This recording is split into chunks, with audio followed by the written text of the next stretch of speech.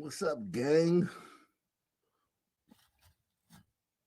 Stephanie McCoy in the building.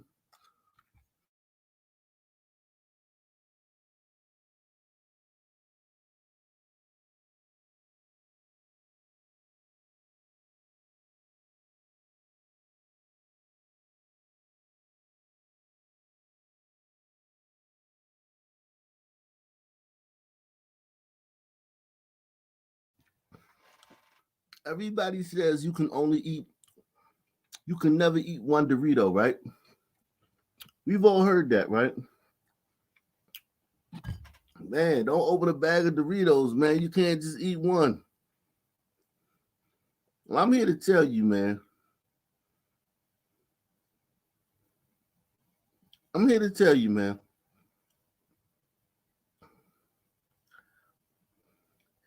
There's something worse. There's something worse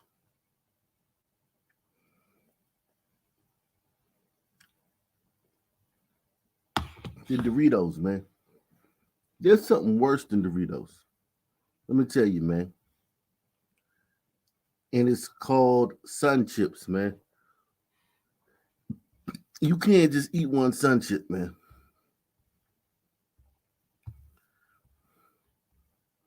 And we're gonna get started early here, man. You can't just eat one Sun Chip, man.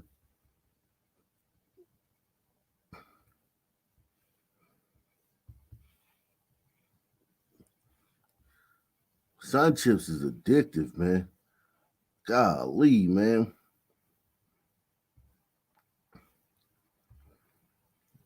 Try eating one Sun Chip. I dare you. Try it.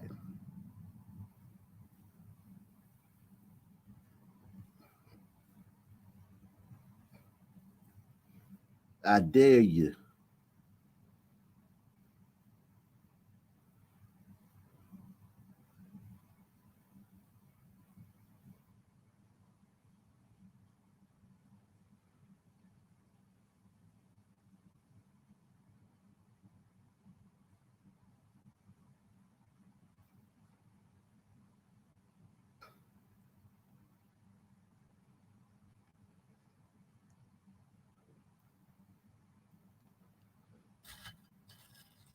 Sun Chips are hard.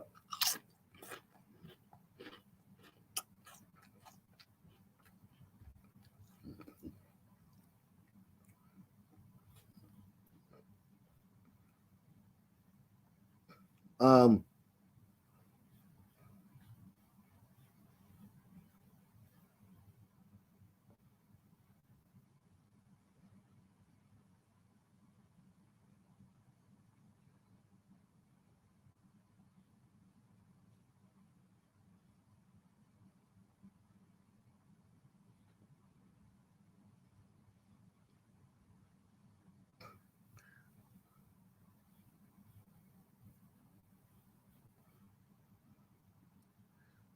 by the time I come back, so I'm putting the link in the chat, man. So by the time I come back, man, anybody that want to come up, I gotta go get my wife something, of course. So I'll be right back. Link is in the chat. Link is in the description box.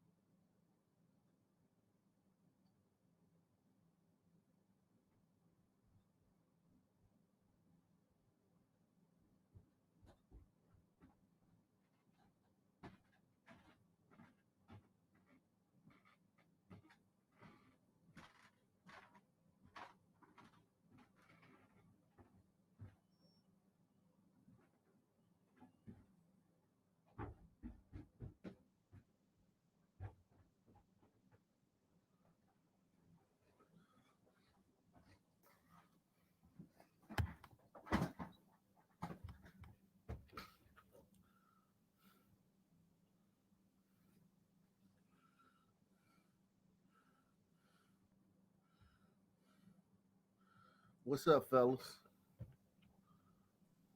Not much. How you doing tonight, Ak? Salute the EBA, man. Everything's cool, man. I'm hanging in there, man. Oh,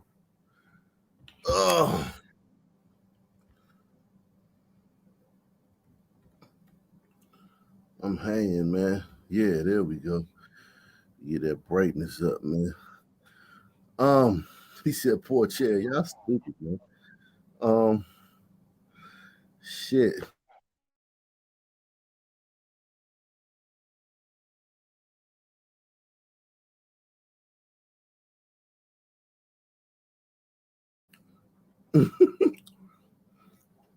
Well, y'all messing with Wyoming, man. Leave Wyoming man alone, man. Blanco, Hey, how you guys doing tonight? where you from, Blanco? I live in Arizona now, but I originally grew up in California, Central Valley. So not that far from Stockton. Oh wow, oh wow. EBA says I'm the only one in the fam that didn't go down the welfare queen prison route. My all eight of my siblings look like the half son pirate sons we are, or half son prairie sons we are. I'm the only one who doesn't look like that though. Non sons think I'm Asian.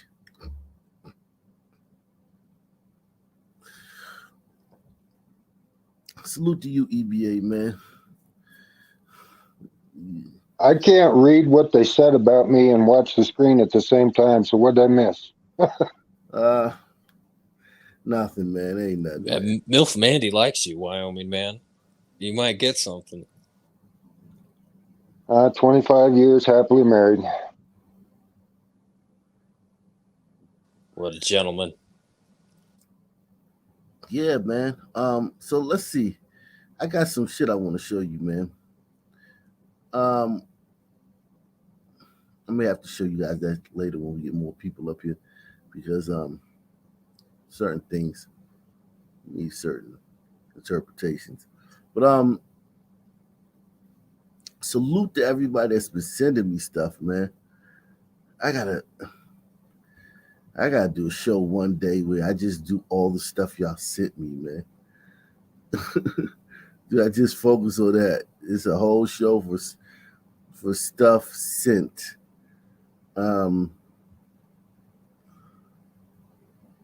for um for stuff sent by people, man.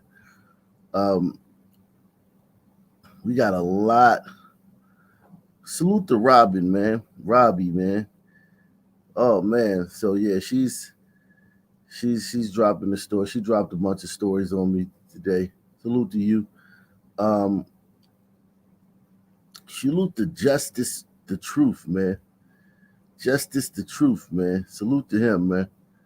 Um, man.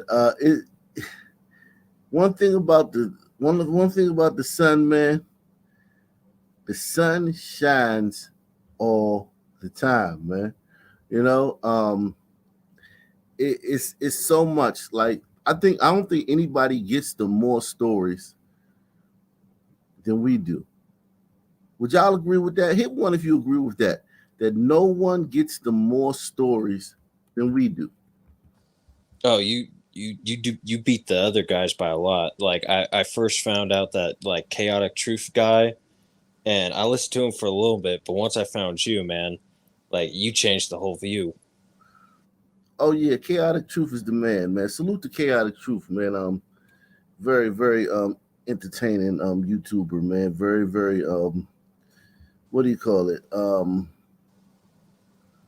Very hard working son, man, too, man. Salute to him, man. I enjoy his content, man. I really do, man. Yeah, I he's do. he's good, man. You let the people come up here speak. You get through more specific stories and stuff. Yeah, I just This one right here, though, that we about to talk about is it's just one that just oh my God.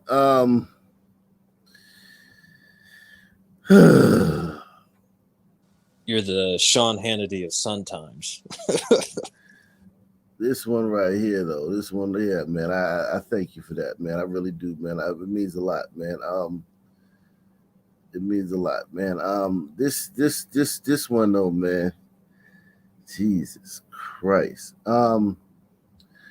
Salute to. Oh, Mayo, we got the Mayo man, the monk man, in the building, man. Mayo, What's up, gentlemen? what's happening, Mayo? Same old. Mayo is one of the most popular guys on here, man. Everybody loves Mayo, man. I put Mayo on the poll 3 or 4 times, man. They like, man, we love Mayo, man. That's about half and half. Yeah. let's see. Let's go. Oh shit.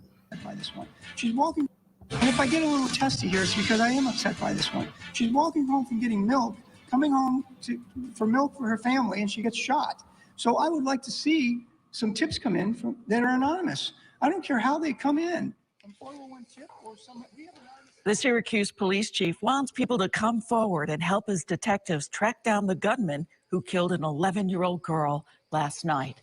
And good evening, I'm Christy Casciano. Jeff is off tonight. The community is still in shock, but also angry. An 11-year-old girl was shot and killed while walking home from a corner store with milk for her family. Another person, a 19-year-old, also hit, is recovering at the hospital.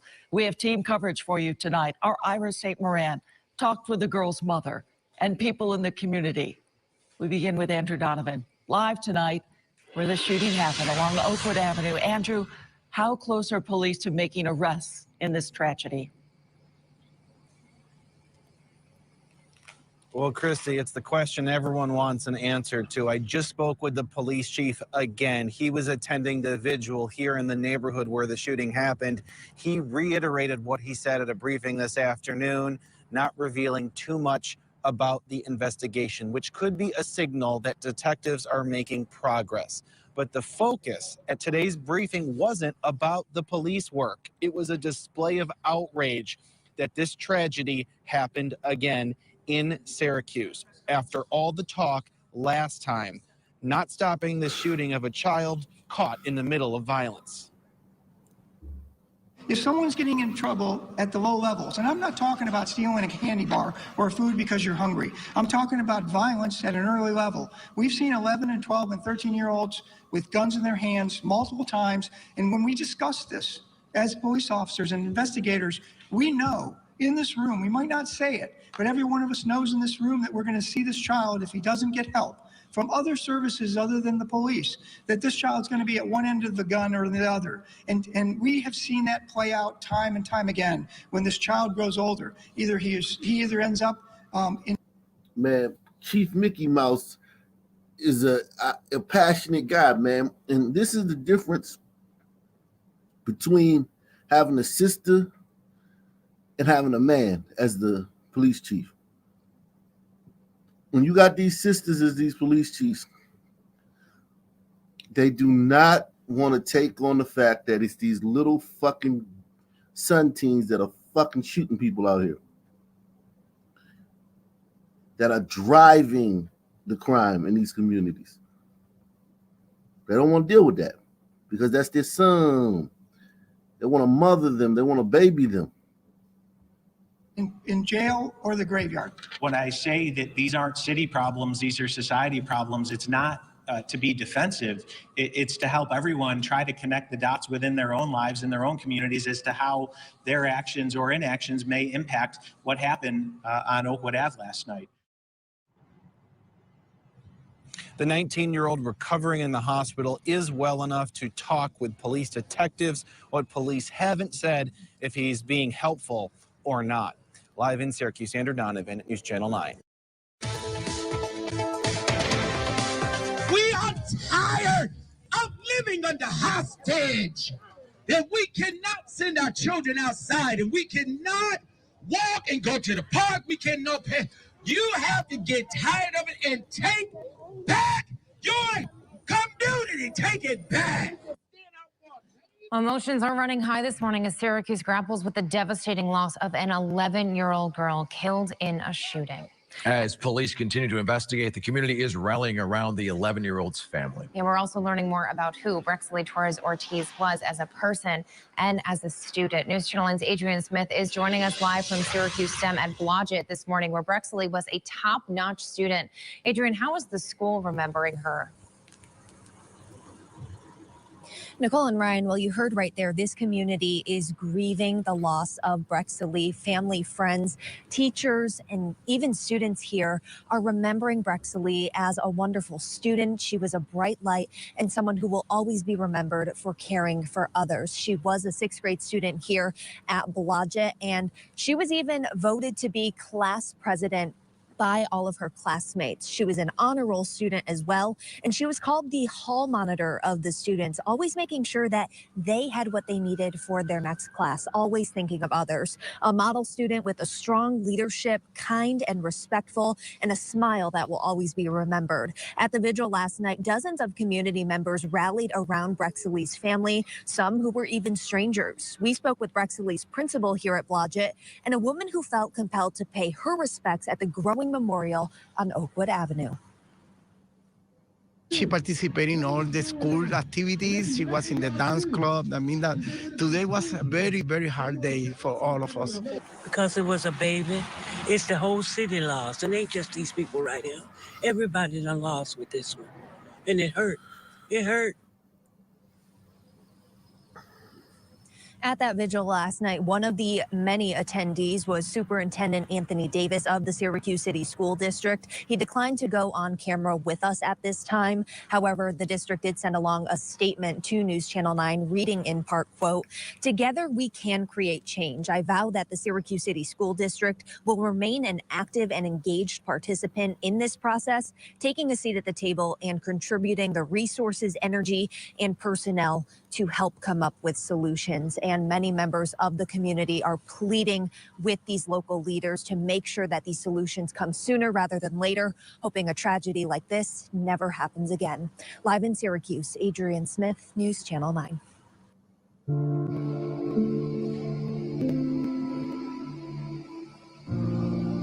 Good evening. I'm Christy Casciano. Jeff is off tonight. The Onondaga County District Attorney says he is confident police will track down the people responsible for shooting and killing 11-year-old Brexley Torres-Ortiz on the city's south side Monday. Our team coverage continues tonight. News Channel 9's Madison Moore is hearing from teachers and students mourning her death.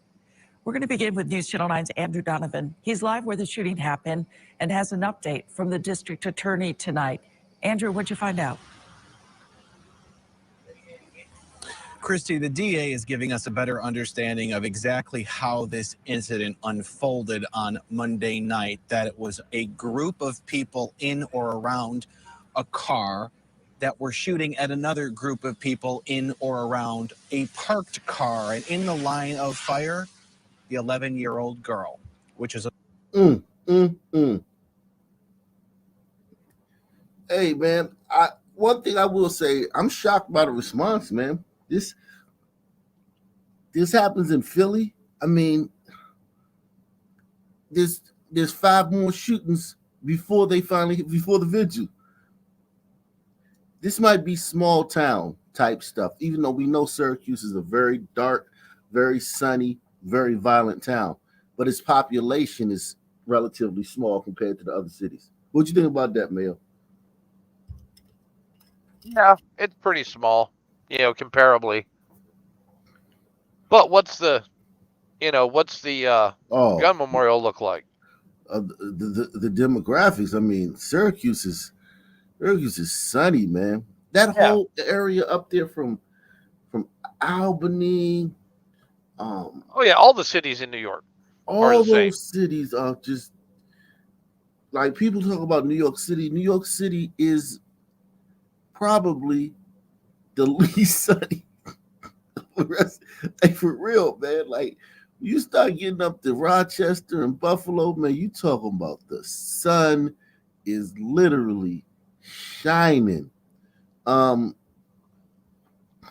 And man. it looks like this is a new phenomenon here as Yeah. far as the age of the girl. Be land of the midnight sun, huh? Yeah, land of the midnight sun. Hey, Johnny, you got a little bit of a delay. You got to be careful about stepping on people because I think you got a delay on your microphone. Because you come in a lot stepping on people. Just be aware of that. All right. All right. Thank you. Fisherman, man, what's up, Fisherman? Just glad to be a part of the zestiest crime podcast in the country. So hold on, why are we all zesty, man? What you talking about, man? Oh, we got so much diversity, you know. We got Mossy's experience. Oh, we got God. Wyoming man. Oh my God. Every other story is a fucking cotton candy motherfucker. It seems like now for some reason. Oh man, this is. I'm just at love. What do you know anything about Syracuse, Johnny? All I know is there's a big orange college from there. Yeah, I mean one of the greatest. I mean that is a fantastic school they have up there. Literally, if you look at fucking TV, like whether it be ESPN or fucking CNN, half of those people either went to Northwestern and the other half went to Syracuse. If you look at when you're watching TV, whether it's in front of the screen or behind the screen, that is a fantastic school they have up there. The 11-year-old girl, which is, of course, the outrage that everyone's expressing on behalf of tonight. The DA says the best detectives in the state of New York are working the case, reviewing video evidence from across the city, tracking down the car in the footage, and interviewing the people who were shot at, including the 19-year-old who was hit. I just feel very case is going to result in an arrest sometime, probably within a week. There's more than one person involved. If you're listening to me talk to Andrew Donovan on the news tonight, now's the time to turn yourself in. Now. Because when we catch you, not if we catch you, but when we catch you, there will be no mercy shown to you. I like that, right? You like that, right? Anglo-Saxon DA? Sounds nice, but it's just empty words. He talks a lot different than Mickey Mouse. Well, Mickey Mouse is the police chief. Mickey Mouse is the passionate. Mickey Mouse just locks these guys up. This is the guy that's really responsible for keeping them locked up. Mickey Mouse can't do nothing, man, but arrest these guys. This guy said he's not playing. He said there'll be no mercy.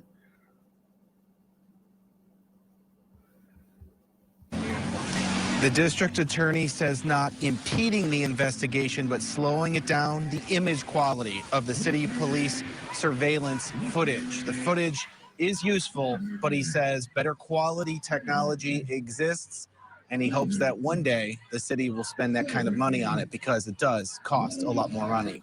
Live in Syracuse, Andrew Donovan. So they need surveillance. They're blaming the lack of surveillance. No, they have surveillance. They want better surveillance. Yeah, and by the time these cameras are mass marketed, it's just like computers. They're already out of date. Mm-hmm. Yeah, but that's a lot right there, man. There's a lot going on right here, man. I mean, how much? Listen, man. What does it say about a group, man? Where if the solution, one of the solutions is to surveil them 24/7, 365. Well, and it doesn't even work. I mean, to just have a chance, though. Like that's the baseline. Like you ain't even in the game if you ain't got them fucking covered like Sliver Remember that movie Slipper? Oh yeah, Sharon Stone. yeah. But I mean, you got to put a blue rotating light on top of the camera to draw attention to it to remind people it's there. That's how ineffective it is. AP in the building. What's happening, man? Hey, good evening. What's up, AP? Hey, good evening, guys. But once again, they're using some people to carry out their agenda: the police state, the removal of guns, and the destruction of our society. The top three, and they're accomplishing it. But Well, isn't and it Sheila necessary? Go ahead. and Sheila Jackson Lee trying to use her to go after your First Amendment right to criticize the government Right. and some people. Right. And another thing too is you can't say anything about gender. You can't say anything about who's committing the crime. You can't criticize the government when they want to jab you with poison. But and all this lights flashing, police and all this, it doesn't mean a darn thing when they capture these people and release them back on the street. So what do these guys, they rob you in front of your house camera. They don't care. So tell me this, AP, as a young woman, where you're at, how do you feel about parents that live in places where their fucking kid or their daughter may get shot on the way to fucking school, home from school by a stray bullet, and that's common. Like, you live in a place where it's not like that, right? Correct. Like, do you have compassion for these people living in these jungles? I have compassion for the children, but I don't have compassion for the mothers. You know why? Because the first child that's killed, all of them should be out in the street the same way they are out for the George Floyd types. You're talking about not vigils, but destroying I mean things. anger. Anger. Yes, Burning things anger. and shit like that. Burning things, turning over, and they can do this. And, all this candlelight visual stuff and GoFundMe, that's BS. That's BS. Just call the anonymous line and give tips. Not just no. I'm not talking about anonymous line. I'm talking about storming these senators, storming these judges' homes, the same way they doxed the police officer that shot Michael Brown, the same way they doxed George Zimmerman. Why are they not at these homes of these senators and other politicians who are passing these dumbass laws? They can look up on the internet and find these judges and everybody else and trash their house and be outside. But no, because all of these so-called protests that we've seen, they've been led by the left. And Black people, let's be honest, are nothing but a bunch of followers. That's all they are. Well, and they already know who they are because they were the ones that voted them in. Right. And the same way they could burn down McDonald's. Look at Atlanta, what happened, the riots and stuff. But when you have elderly people that are murdered, carjacking, and then they get on TV and oh, we have to stick together, the community. No. That's your trashy son that you don't want to turn in, your grandson. That's the reason why there's no outrage, because it's their children that's out there doing this. Yeah, there's no victimhood in it either. Because this is predation. Black people love victimhood. So when you get shot by a cop or by a white vigilante or something, you're a victim. This is predation. What's going on? These are fucking predators running around killing a little fucking girl. And this is the thing. I'm shocked by the outrage because this is DC. The only time there've been 8 kids shot this year in DC as of the 12th or the 13th. Whenever and that it also happens. Shows you in the community that some people do not value their children, because name another society where they will continue to allow their children to be butchered like this, because this is nothing but butchering. That's all it is. They don't love their children. This poor little girl is nothing but a field mouse that got trampled when 2 lions were fighting. Right. All this crap that you hear about sisterhood and brown pride, Black pride, I want to tell you, gliders, it's BS. Because one of the first things as a mother that you do, even in the animal kingdom, they protect their young. If a sister is sitting up here and she lives in a neighborhood when she's had more than one child that has been murdered by gunfire, and she's still there and she's crying on TV, she's full of shit. And I'm here to tell you that she's full of shit. Marcy. What's up, Marcy? They were talking about you, man. What's going on, man? What your thoughts on this, man? I mean, it's a shame. I mean, like I'm with AP. I feel for the children who are trapped in these terrible neighborhoods, and I wish there was a way out for them because they can't fully rely on the adults who all they do is either they turn a blind eye or they actively participate in the slaughter that goes on in those neighborhoods. So And you know, and my and, heart let- goes and out I to the and I'll children. say one other thing. This you have gliders. The laws that we have protecting children today have been fought for by gliders, not rich gliders, but average working class gliders who saw that there was a problem and they got together and they went to senators, they went to Congress, and these are people who work. A lot of these sisters that you see on TV, they don't even have a job. So what the hell are you doing with your time? It doesn't make any sense. But then Quality again, of the city police. when it comes time for GoFundMe, people are giving them money. If you give any of these people money, you are a fool. Surveillance footage. The footage is useful, but he says better quality technology exists, and he hopes that one day the city will spend that kind of money on it because it does cost a lot more money. Live in Syracuse, Andrew Donovan, News Channel 9.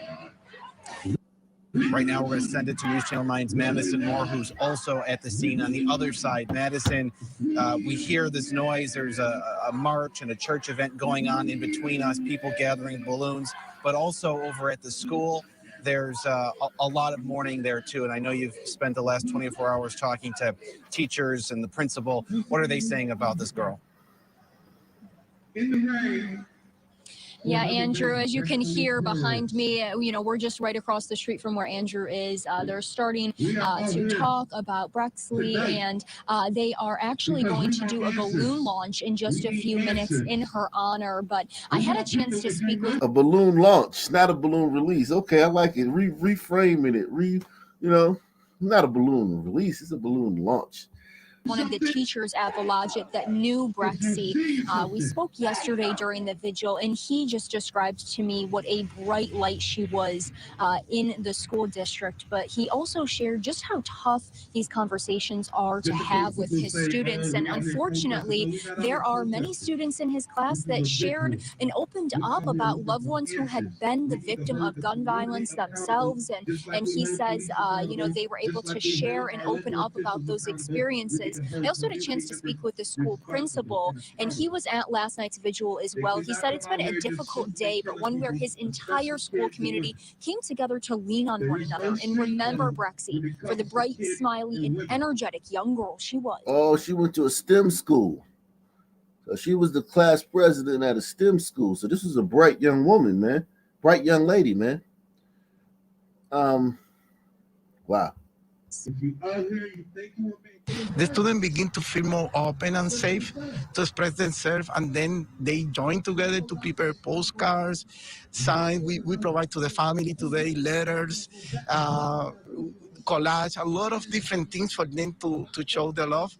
I expressed last night, I would hope to see a lot more adults out here. A lot of those posters and cards and even shirts that were made were seen here yesterday at the vigil, and we're still seeing them around right now as we're waiting for this balloon launch. But the principal said having the grief counselors on hand yesterday was very helpful for his students and his staff. For now, live in Syracuse, Madison Moore, News Channel 9. I want to take a moment of silence for this baby. And what does that do? So this is the city council, probably looks like. Very sunny, man. And you can just feel the pain this community is feeling at this afternoon's Syracuse Common Council meeting. Lawmakers taking a moment to honor Brexy's life and her memory. Syracuse Common Council President Helen. Yeah, what the fuck does that do? And these are the same people fighting for no bail. They just the only thing they know to do is just virtue signal at all times. Yeah, it's like, golly, man, that's a lot of My time. question to the sons too that live in that community: how is this not racism? How is this not racism? And racism doesn't mean like it has to be a glider doing it. It's racism from your own people because they don't seem to give a damn that your children are getting killed. How is that not a form of racism? Yeah. Well, it's Maybe genocide. It's not really racism. I Or know, at but I'm least, just trying to play along. I'm or just at trying to least play along. self-hatred. How Right. is it I'm just not trying to play self-hatred? along though with their logic. You know, I'm just trying to play along with that logic because everything is racist. You know, if you can't say anything to them, if you expel them from school, it's racist. Well, how is it not racism that they allow your children to be murdered in the street and then they release Pookie back out the same day? It doesn't make any sense.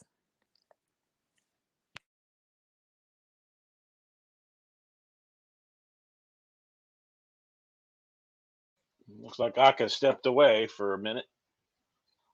It's think it- typical liberal logic. I think it makes sense if you understand the nature of government overall. It's naturally wants to expand, and one way to do that is to keep the public, dumb and afraid. So you play on their fears, and you make it where they have to rely on these officials for all their solutions. When honestly that's not the case. They don't have to rely on them for their solutions. The parents possess it themselves when it comes to raising their children properly. It's just like the shot spotter devices. The first place they're going to put facial recognition software on these cameras is in these neighborhoods. But not only that is that this is why I say that people with common sense, you're on your own. Because on issues like this, if Republicans were for real, they could be winning just on this issue alone about crime. But they're a bunch of cowards, and they have been for the past 30 to 40 years, and they've done absolutely nothing. Right? We know that, but the thing is that even regardless of what the Republicans say, they're never going to win the cities. The cities are Right. lost. But the thing about it is they have states in other areas. And see, this is why I say that what is going on is dangerous, because if you look at what they're doing, the Democrats are doing, they're spreading this disease in every corner of the country, whether it's the Sun Man or whether it's illegal umbritos. It's the violence, the drugs. There's going to be no place for us to hide. Yeah. Caring, happy, extremely intelligent. That's how people who knew and loved Brexy describe her. She was involved in a program through the YWCA called Girls Inc. As News Channel 9's Callahan Marshall tells us, the director of the organization says the community lost a potential leader. So the program was working until Pookie intervened. I mean, like, yikes, man. Yo, I just got here. Is the person that murdered this young girl Sonny? It was one car full of thugs and hoodlums shooting at another car full of thugs and hoodlums, and she got caught in the middle. So in Syracuse, it's probably 90%. It's either a son Brito or a son. Who and loved Brexy describe her. She was involved in a program through the YWCA called Girls Inc. As News Channel 9's Callahan Marshall tells us, the director of the organization says the community lost a potential leader. The smile lit up every room. She always welcomed you with a big smile, hug, and a kiss. Brexy Ali, known to family and friends as Brexy, was in Girls Inc., a program that prepares young girls to confront subtle societal messages and lead successful lives. Brexy also loved to dance and was involved in sports. Community is losing a bright young mind, a girl that has a lot of potential to become a leader in our community. Aside from obvious heartbreak is deep concern and fear. An 11-year-old, what is going to happen tomorrow? A 7-year-old? A 5-year-old? I mean, for I don't even know why. That happened yesterday. Yeah, this is. And what do I always say? It's the worst of us killing the best of us, always. Facts. Yep. This is not one people or one person problem. This is the whole entire community problem. Villarreal says opening our eyes, our ears, and our hearts may be very well the only way to keep this from happening again and again. I think we need to listen. We need to listen to the teens. And it's not only the... Fuck that. We ain't listening to them because all they want to do is ask for fucking handout, free stuff. Give We us need to free stop stuff. listening to them. Yeah, Give us free stuff. listening to the most inexperienced people in society never solves the problem. And Expecting children to solve adult issues is retarded. And Yes. listening to the people who are doing the problem. Okay? Listening to the people, those teens in fucking Syracuse and in Louisville and in fucking Des Moines and fucking Baton Rouge and Baltimore. They're the ones Omaha dragging your fucking grandmother out of her fucking car and throwing her against the fucking mailbox and shit and riding off laughing. The school program is the parents, the school, the parents, and the whole entire community that needs to come out together in order to try to figure it out so we can stop this. We cannot let more angels go to heaven. In Syracuse, Callahan Marshall, News Channel 9. And what if If members you're of the interested in community helping- want to round these kids who did this up and just string them out? Will they accept it as advice as well? What if there are members of the community who want to find the parents of these young, because you know they're teens probably who did this, and just beat the crap out of them? Would she be That would okay be with that? lynching.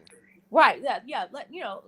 I'll go with You that. meant to do Let's that. call it a lynching or a necktie party. We want to drag them out or drag them behind our cars for doing this and disrupting our community. Would I like this she be girl. along with that?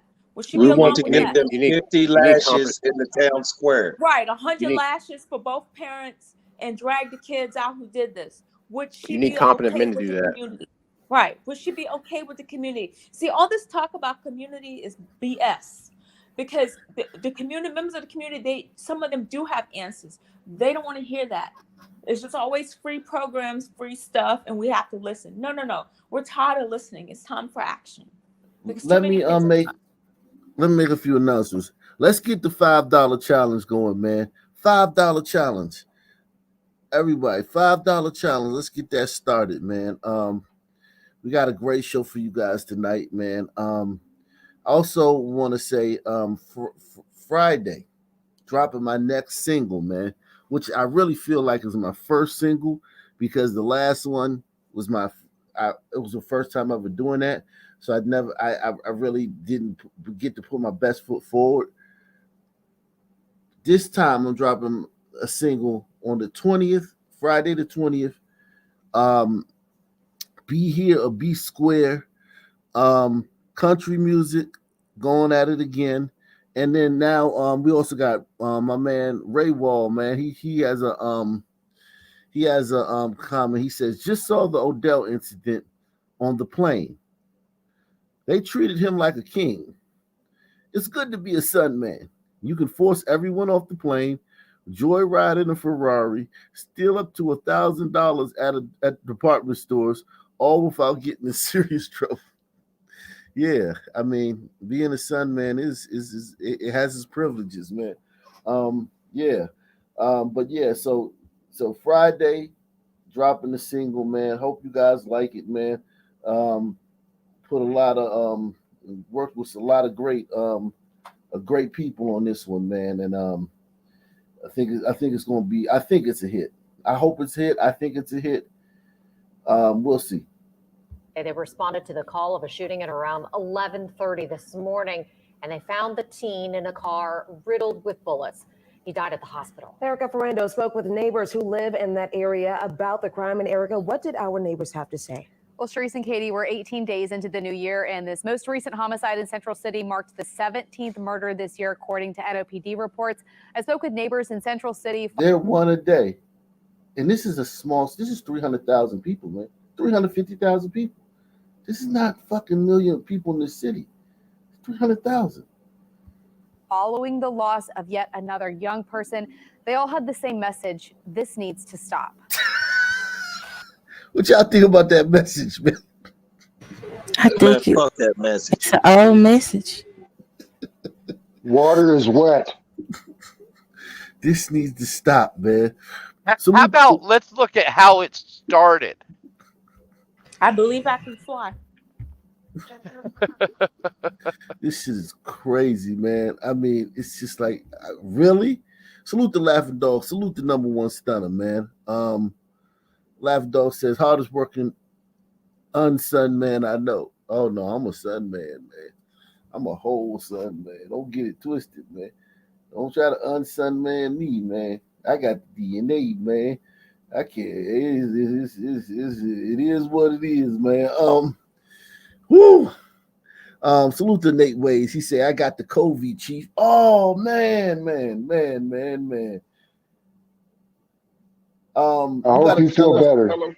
You gotta tell us what your symptoms are, man. You gotta break it down for us.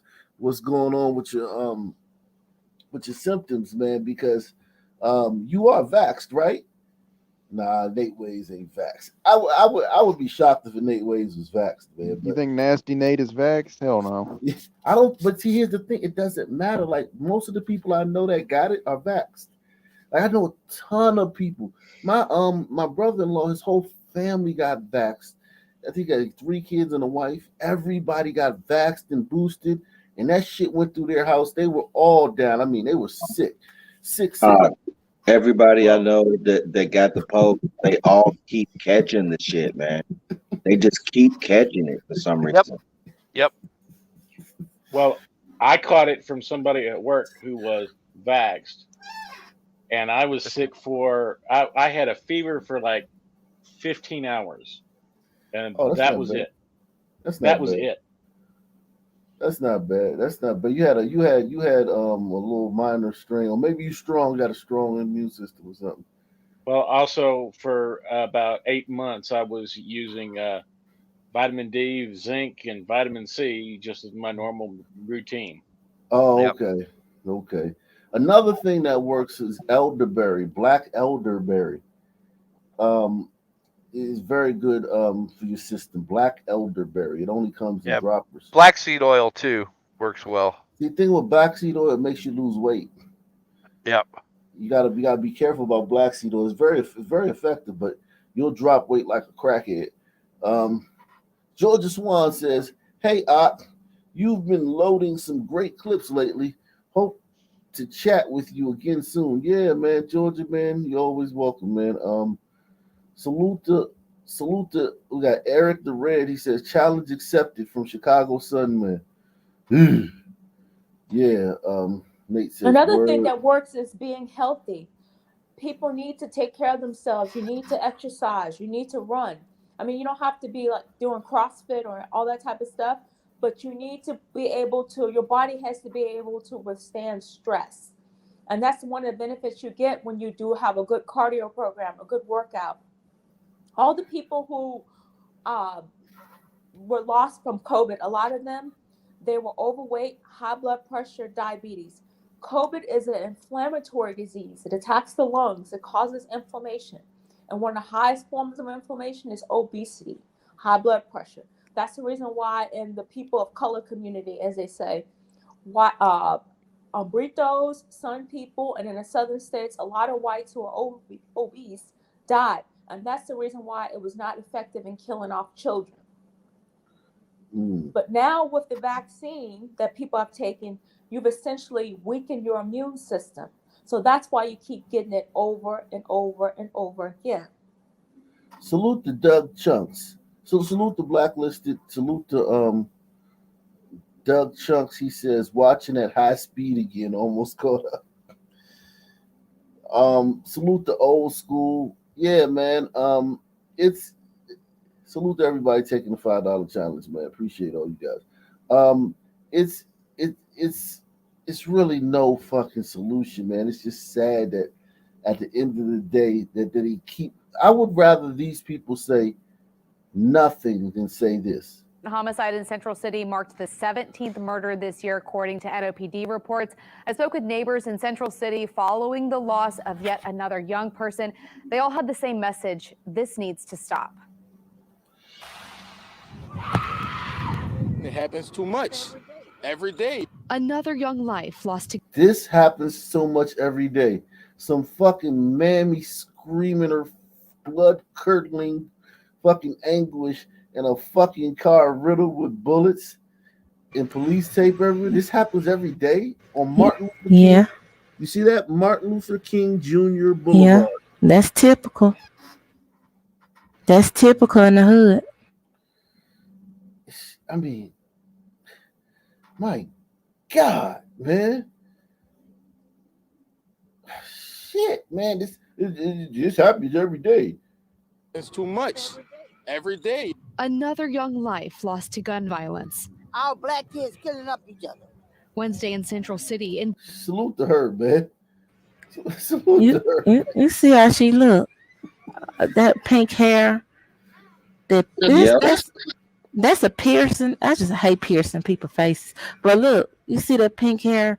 She's tacky. She too old for that. She tacky. She the reason why these young boys acting the way they act. Yep. And she's a prime candidate for all of them conditions. Yep. That exacerbate COVID. What the hell's wrong with her hairline? She A old. lot. Somebody got a lot of feedback going on in the background. Nate Wade says 4:30 a.m. I was fine. 6:30 I started getting body aches. My body and head hurt so damn bad. Still have a fever, but I broke out the pain at 9:30 p.m. Okay, so he on the Nate Wade is on the downward side. He's coming out of it. That's good to know, man. Wednesday in Central City, in broad daylight just before noon, a 19-year-old was in a car when someone started shooting, witnesses said. People was running and ducking. A family member told us the victim was in the car with his mother and two siblings when he was shot. Jesus Christ. That's terrible. That is fucking horrible, man. They don't care who's around. Salute to David for the cash app. That's the anybody can get it mentality. Exactly. That's a different from my day. That's different from my day. My day, there were more murders in my day. They haven't quite caught up to where we were in the 80s and 90s. But if you was with your goddamn mother, man, and your fucking little siblings, man, I don't know, man. I just didn't, it was kind of off limits if you were with civilians. Yeah, it's just like, golly. I think a lot of the numbers now are due to the medical advances in keeping these people alive. Oh, definitely, without a doubt. Yeah, how many more would die in Philly if the cops just didn't throw them in the car? Right, the scoop and run. Yeah, a lot of different tactics and whatnot. No, hold on. When I say this, there was more murders. There's still cities now that are catching up. Like Philadelphia is catching up. To where it's certain cities, but like most of the cities, like even New Orleans is starting to catch up. But it was there. I think by 2025, it'll be like the late 80s, 90s. Oh yeah, surely. But we had solved this problem. It's kind of like you never know a good thing till it's gone. As bad as Blackistan was in the 2000s and the 2010s, as bad as it was, we did not know how good we had it. Bad, because I'm a mother of myself. Who wants to see their child get killed in front of you? In front of your face, right there. Coming from where I'm coming from, all you see is this. All you see is drugs. And some people subjectify that and make that seem as if that's all we live for. But no. And as the car was left with bullet holes and shattered windows, another family was left with unfathomable grief. We don't have that cop. People we could turn to just in the community. This 24-year-old didn't want to share his name, but says young people need positive influences and activities. They have sports, they have parks. I mean, that's the basics to say, go out. But well, who wants to go to this fucking park with a bunch of bullies and the bullies got guns? Like, this ain't the fucking bullies that's gonna give you a wedgie. These are bullies that are gonna give you a fucking shit bag. Right. If you can have 1,000 parks, but if every one of those parks has a bully with a gun, what's the use? Yeah, a bunch of bullies with guns. But you got to think when we go out, what we going out and what we got to pass to get to these parks, what we got to go through to get to the few positive things that we have in the city. They cut all the programs out for our black children. And this deadly shooting They happened. did not cut all the programs out for say your black churn? children. A churn. She really A churn. believes they've taken money away from this nonsense. She has no idea how many millions of dollars have been sunken into this foolishness. You know why, though? You know why, Stunner? But you know why, and I'm gonna tell you the reason why. Because it's not her fucking money.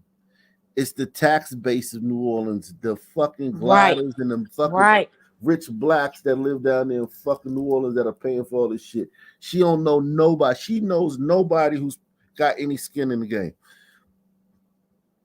So she, in her mind, yeah, they taking money away from this stuff because she, her fucking friends she play cards with, ladies at her church, none of them fucking pay $1 in taxes. They all get fucking $5,000, $10,000. I don't think this woman got friends in church. Yeah, we have in the city. They cut all the programs out for our black children. And this deadly shooting happened as city council members were a mile away holding a heated meeting to discuss how to fight the crime. If they feel as if what they can do to make a change and to better our neighborhood, then come on. I shouldn't have to ask council members or politicians or people with power to come down and, oh, we need your help. You see, we need your help, just like if you had a family. yeah, but they know that once they fucking start helping you, it's like quicksand. There's no solution, and every time you move, you get sunk deeper in this quicksand. Those politicians, and this is why I say sense of entitlement. They have to come to him. Your people are the ones creating the problems. Why aren't you going down there? What is he doing with the whole day? I bet if we followed him on a 24-hour day, what do you think he's doing the whole day? Drinking beer, eating pork rinds from the gas station, carrying a gun, looking for some. Damn, what's wrong with those things? Arguing with his baby mama. Yeah, talk about carrying a gun and eating pork rinds is a bad thing.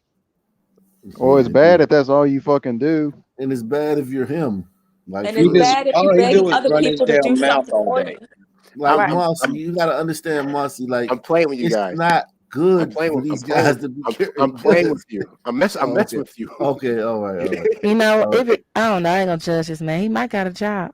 Nah, I bet he run his damn mouth all day about shit he ain't doing nothing about. Yeah, definitely. Salute. Caleb West says Jackson, Mississippi. The Sun kids are growing up and having kids. We got to go to Jackson today, man. It's been a while since we've been to Jackson. I think since the Deion Sanders thing, man. What's going on? Did you have you been to Memphis lately? I haven't been out yet lately. We did a whole show on Memphis maybe last week. It's been a while. Can you slide through Memphis? Yeah, we'll slide through Memphis. We gotta do Jackson and then Memphis, man. There's a lot going on. Memphis got it on the George Floyd case going on. Oh God, oh Lord help us. That's just what we needed. Yeah. So yeah, he says Bad crumb involved too. Oh God. Soon we'll start seeing purges. They call it Op Day. We're gonna slide over to Jackson, man. Doug Chunk says, I think a comprehensive year-by-year chart of number of people shot versus number of people killed would be very enlightening. Yeah, I mean, you got half of the city limping around and shit, man. It's fucking crazy, man. I shouldn't have to ask council members or politicians or people with power to come down and, oh, we need your help. You see, we need your help. Just like if you had a family member that needed help, you're not going to wait till they say, I need help. You're going to address the problem as is. Detectives are still working to figure out a possible suspect and motive. The victim's name hasn't been released. All right, thank you, Erica. And again, emotions. It's very complex, and I hope that we can test it all. Excuse me. No. Let me tell you. Look. Excuse me. Follow a form of order. Look, excuse me. Excuse me. You see it there. It was at times a chaotic council meeting today, with the city council turning its focus to the spike in violent crimes in New Orleans as they try and learn what the root of the problem is and how to address it. Good evening, everyone. They try to learn what the root of the Why problem. they always want to learn the roots of the problem? Yes. Who cares? Lock them up. We Throw know the away roots of the key. problem. We know the roots of the problem. They Negroes. They some Roots. Negroes. That's The it. root of the problem is Roots. Roots, the movie Roots. This is sad, man. Like, this is, remember the guy in the last clip was like, we shouldn't have to go down there. They should come to us. Well, these people went down there, and this is what you get. Its focus to the spike in violent crimes in New Orleans as they try and learn what the root of the problem is and how to address it. Good evening, everyone, and thanks for watching. I'm Katie Moore. And I'm Sharice Gibson. Council members are trying to learn what the root of the crime problem is and how to address it. They sure are. And Paul Murphy was at that special meeting. He's joining us live from City Hall tonight with all the details. Paul? Okay, Sharice, the temperature and the mood inside the city council meeting are a direct reflection of the frustration and anger many residents feel. And the city's current crime trajectory is troubling, and there are no simple solutions to the problem. In New Orleans, crime hits close to home for many. City council members heard from neighbors now demanding action. When you got to go to the gas station with your gun in your hip, when you got to go to the grocery store with your gun on your pocket, that's a war zone. Where is... That's a Tuesday. That's you, Mossy? Oh, Mossy. Well, I wouldn't be complaining about it, so I guess not really me. Shit, Marcy, you don't live in New Orleans, man. You gotta realize, man, you're not around real sons, man. It's different. It's a whole different vibe, man, when you're around real sons, man. Like I tell you about, like DC, them dudes are retarded, man. Baltimore, it's not like just like being around in the country where you live at, man. This is real aggressive. Before I started watching you, I never knew how much danger I was in living in Memphis. I mean, because you probably, like, it's also too, like, everybody not gonna die. Everybody not gonna get carjacked. Everybody not gonna get killed. You know what I'm saying? Yeah. So by the cities having so many people, yeah, I could understand that, man. Like, a lot of people, you know what I'm saying? If you don't frequent certain areas, you stay away from some people in general, you probably decrease your even thought of, like, because you're not around sun people. Were you around a lot of sun people in Memphis?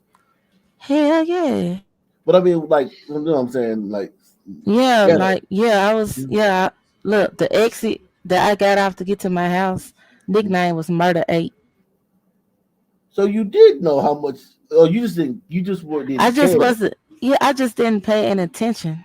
Okay. You were just desensitized. I guess. You get off at Murder 8 exit. Yeah, I mean, it's just normal then. I didn't know it was Murder 8 till I was at work, and the inmate was like, "That's Murder 8." I'm like, "That's what y'all call it?" I'm like, "That's terrible." That's a war zone. Where is the facilities? Where is NOR? We need facilities like NOR. NOR changed my life as a child. We went from integration to gentrifications all on the back of miseducation. So if you want to fix crime, fix the schools. We have gun control. We have this. We have that. Mr. Perkins. And we're doing the same old crazy, insane things over and over and over again. The special meeting on crime comes at a time when the city is experiencing its highest murder rate since 1996. Crime analyst Jeff Asher gave an it is back to the 90s. Review showing aggravated assault, armed robbery, car theft, and vehicle burglaries have all seen double-digit increases year over year.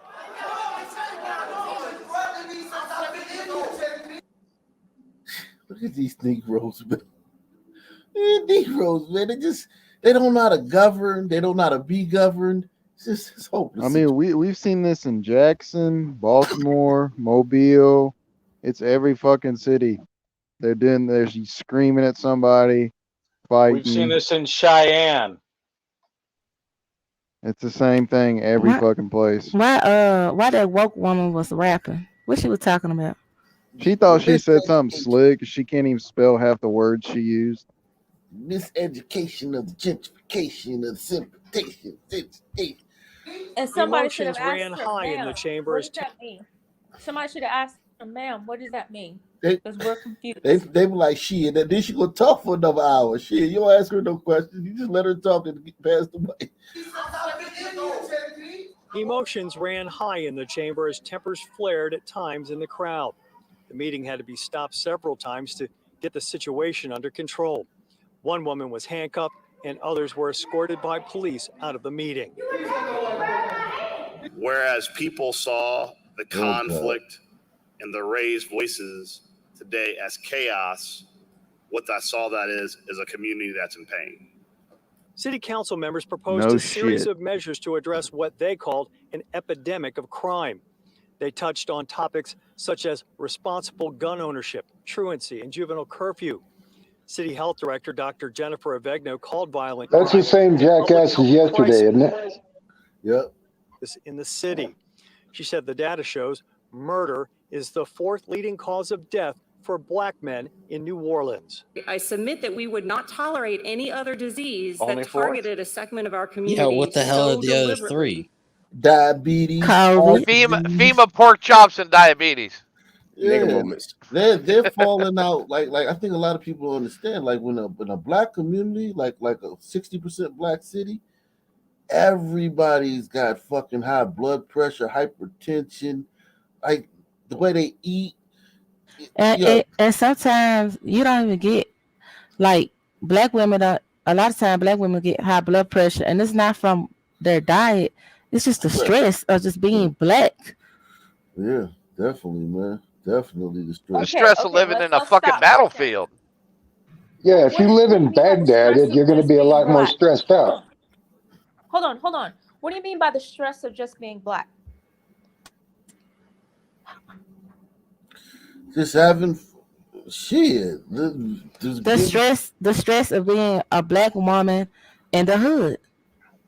The stress of having people killed all the time. The stress of that kind of thing. The If specter they're of not it. stressed, they still continue to be there, and they're not uplifting themselves to get out of that It's, situation. I mean, sometimes it's hard for certain people just to be there. Like a lot of girls, they had a baby daddy or a husband that was there helping them, and guess what? He gets gone down. He's dead. So now you back to being a single mother with your children. And they were raised in a household of single motherhood. And see, this is the thing where Maybe some of them wasn't.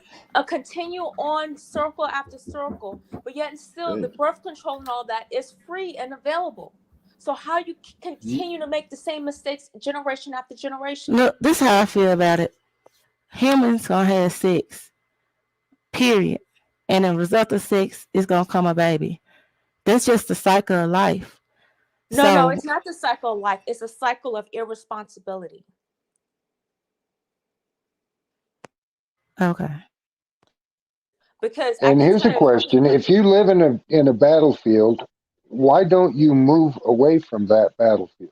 Right. You grow up in a household, you see your mother struggling, your daddy ain't shit, and you still stay there instead of going to school and trying to do something. Or either, like you said, they're going to have sex. Okay, they have sex. But why not get an implant or use birth control? Or this guy is a piece of crap. He's not going to do anything for you. He's going to leave you on the street just like your daddy left your mother. But you're still going to go and continue that on. And we're supposed to continue to contribute to that? It doesn't make any sense. It's an attitude of hopelessness and despair. Where if you don't see any potential, you don't see the potential of things getting better tomorrow. You feel as though you just have to live for the moment.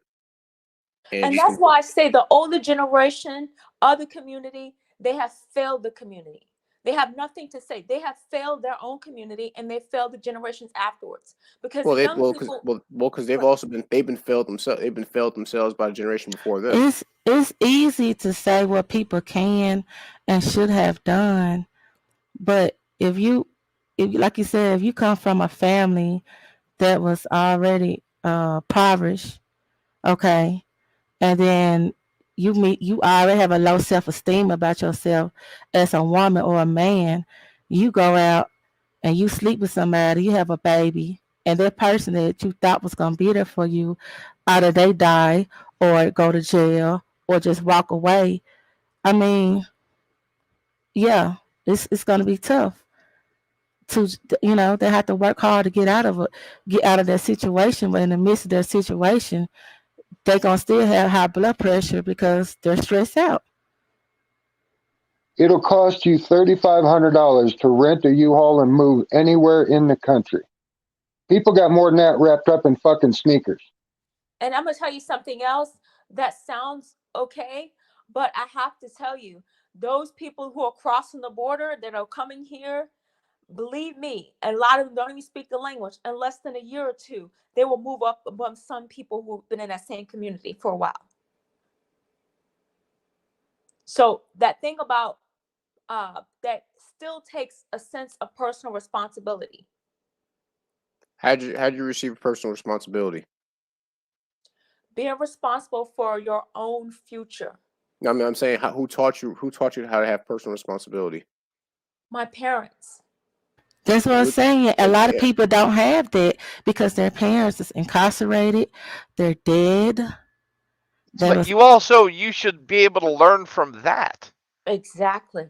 They don't learn from it. They just that's the problem. That's what I'm saying. They don't learn from it because it's glorified in their community. And like I said, until the welfare part is dealt with, this will continue. Because like you said, they will continue to have sex. They won't get any birth control. They won't go to the doctor. They won't get any kind of health care. They won't get any kind of gynecological exams. But they'll lay up there and get pregnant that me and you and the rest of the taxpayers have to pay for, right?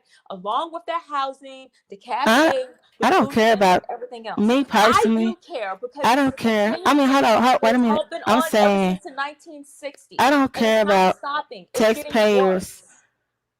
I don't care about like women getting help with taxpayer dollars, because my thing is our taxpayer dollars is feeding pedophiles right now as we sleep, as we talking.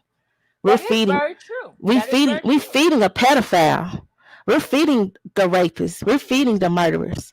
Right. We're feeding. We're giving them free cable. We're giving them free health care. We're giving them all of that. But the pedophile is not asking for programs to help him, though.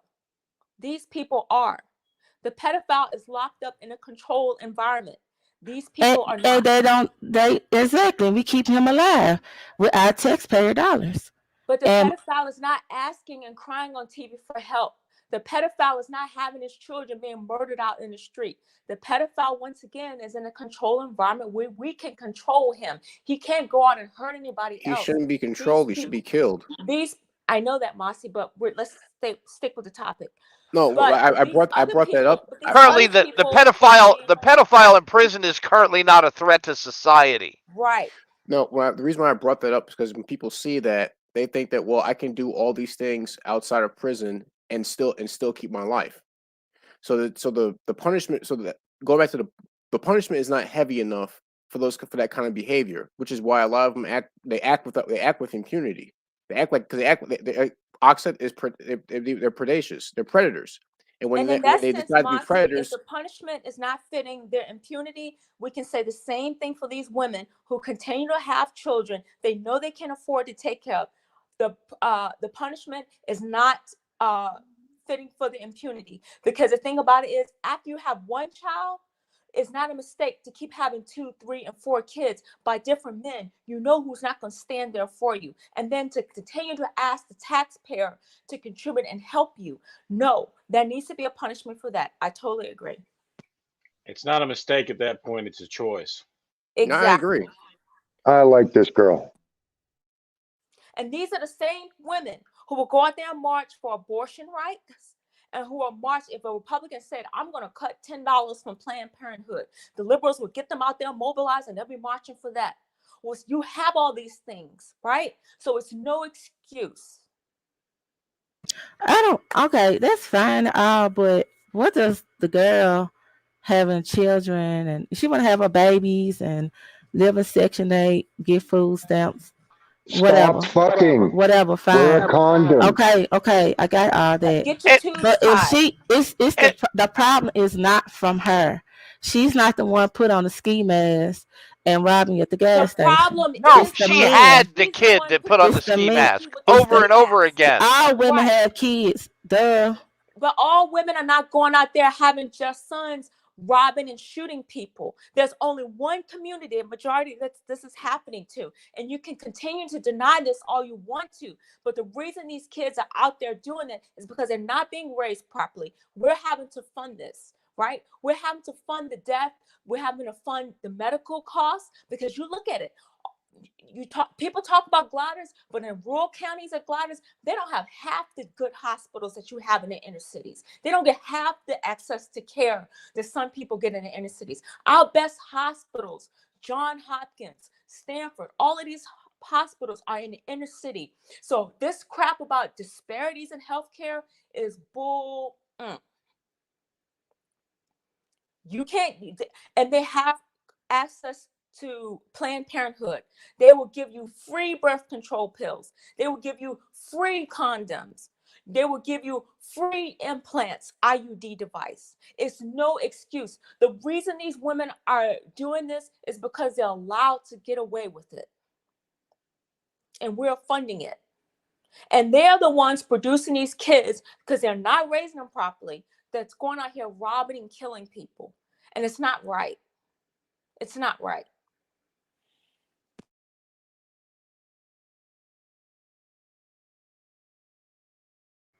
For Black men in New Orleans. I submit that we would not tolerate any other disease that targeted a segment of our community so deliberately with such deadly results. And so this, from a public health perspective, should be no different. City Councilman Oliver Thomas put a finer point on the crisis, saying crime knocks on every door, including his own.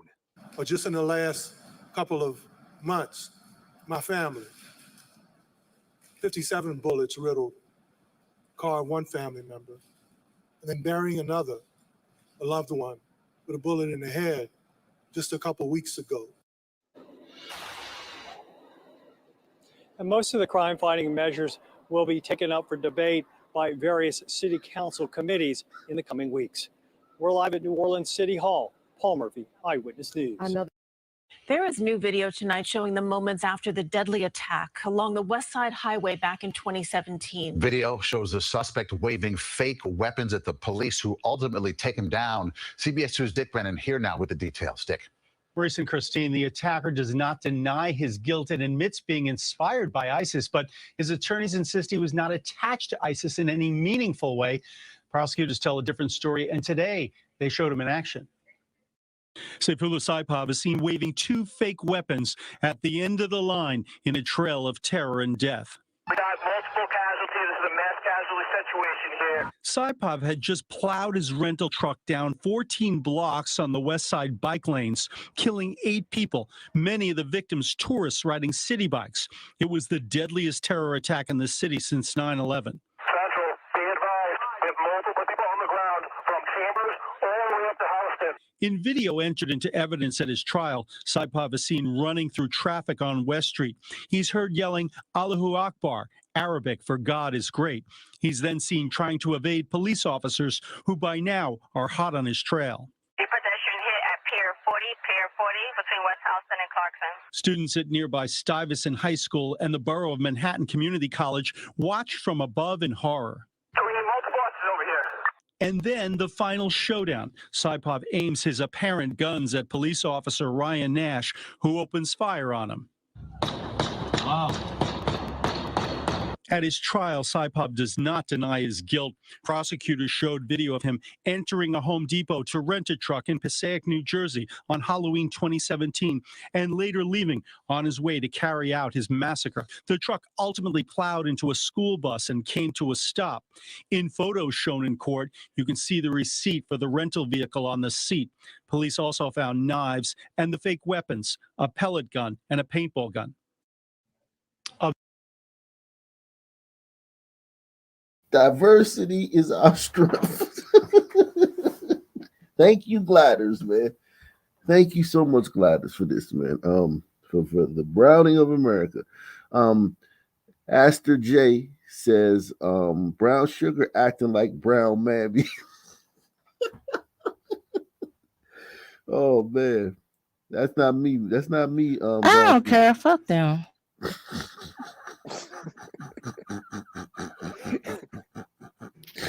Probably got food stamps too. And Section 8. Salute to Caleb West. Caleb West says, I don't know who that glider woman on the panel is. That AP's not a glider. AP's a mutt, right? AP, you're a mutt, right? Prairie Yes, Patel. I'm a You mutt. Prairie I just Patel. not finna I'm just not finna sit here and say, let's take away programs from people, from women and children and punish them because they're poor because a bunch of grown ass able-bodied men is committing crimes. But these women are helping these able-bodied men. And the thing How? about it is you can't equate two with the same thing. If you continue to keep funding a problem, it's never going to go away.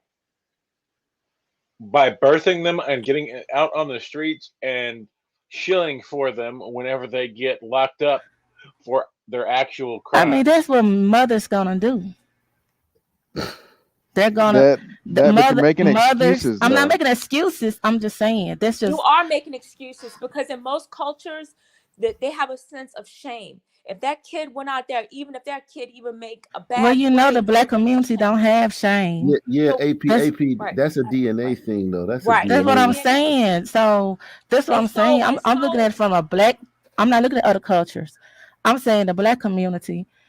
If a black woman child is locked up, she's not gonna shame. No, she's gonna take her for her son or daughter and fight for them. And so that is the reason why I'm saying that they can do that, but let them do that on their own dime, not on ours. Okay, let me hey Blanco, man. Let me I got Lomingo in the back. Let me drop you down right quick. What's up, Lomingo? Hey, AP, I don't completely disagree with you, you know what I'm saying? Like that's why I kind of like I understand why abortion is a thing, you know? Like I don't completely agree with you. Like these women who are birthing these Pookie and Ray Rays and are willingly having kids by the drug dealers and niggas who ain't gonna be around. They're terrible human beings. They're terrible people. You know what I'm saying? But like it's some innate stress that come with growing up in the hood as a son person. I said in the back chat, like, bro, like people who think like me, Ock, Brown Sugar, Mossy, and every other some man and some woman in here, like that shit is stressful when you see the problem, you know the solution, but everybody think you crazy. You know what I'm saying? Like it's a certain amount of stress that come with this shit growing up in these households.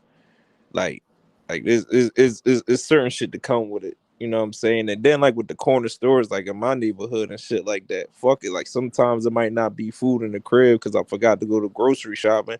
I'm gonna go get a cheesesteak platter, and that's gonna boost my blood pressure and shit exponentially. Granted, that's a cognitive choice that I made, but convenience is king. So it's like certain shit that plays in a part, like that just make us have these health effects and the stress levels and all that shit. Like certain shit just come with it. You know what I'm saying? Certain just shit just come with it. Especially All like I heard was just excuses. nigga, it ain't excuses. This is real. Like, bro, That's what I'm saying. It's not if excuses. you not It's from the real hood, life. if you not from the hood, we're not excusing the Pookies and Ray Rays killing each other. I'm not excusing these bitches for fucking out of control and letting any But the nigga dump in them. community is vouching for them.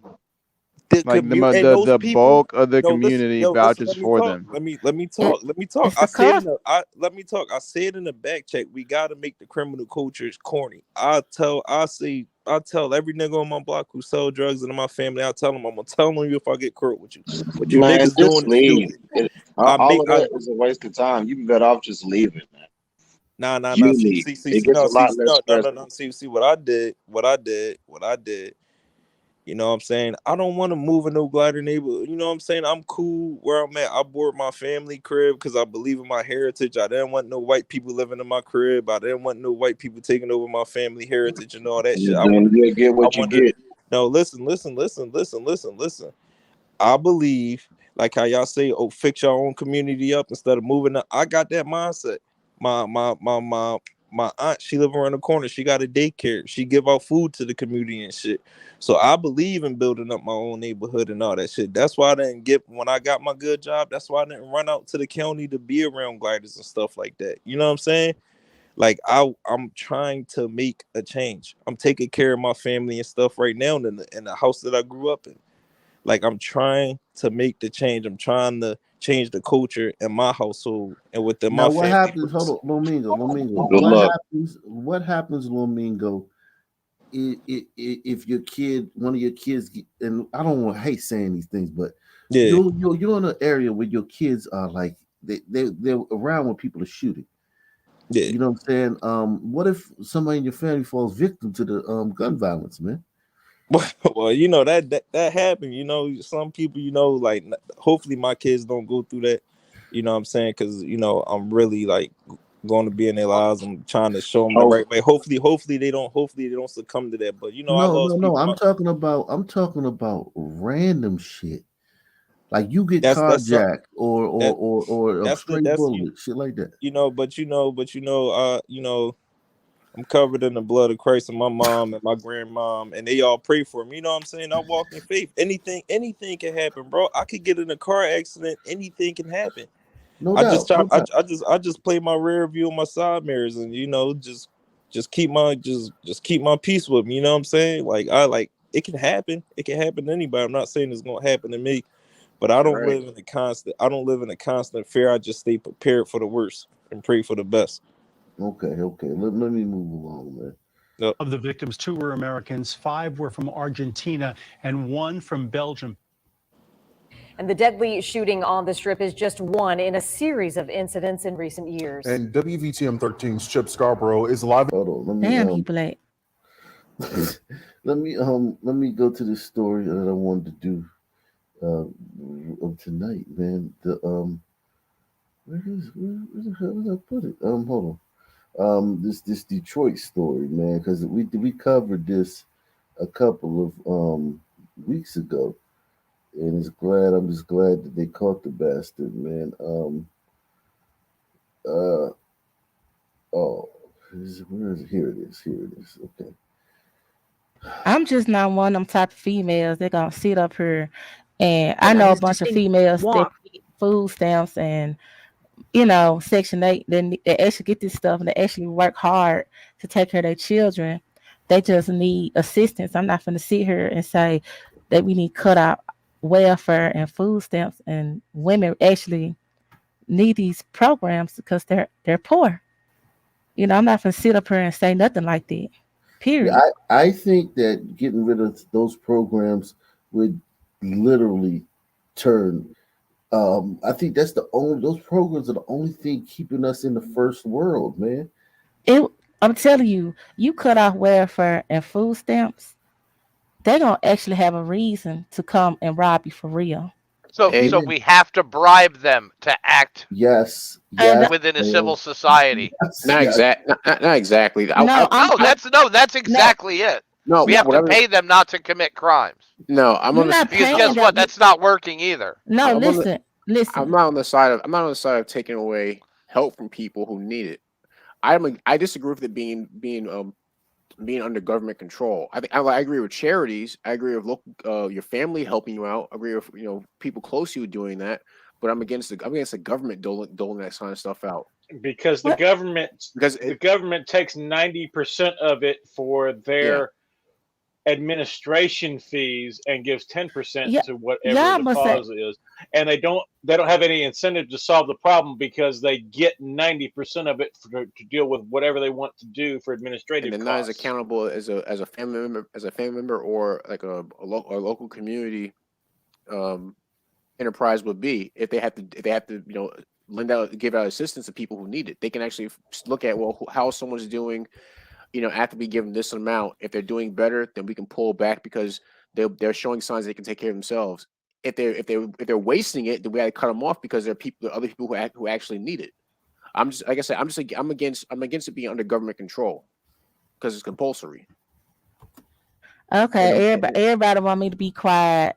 Okay, at the end of the day, all y'all text money still gonna go to Shaniqua and Pookie and Ray Ray. So anyway, I don't want you to be I want quiet. to talk about you. I'm talking about the people in the chat.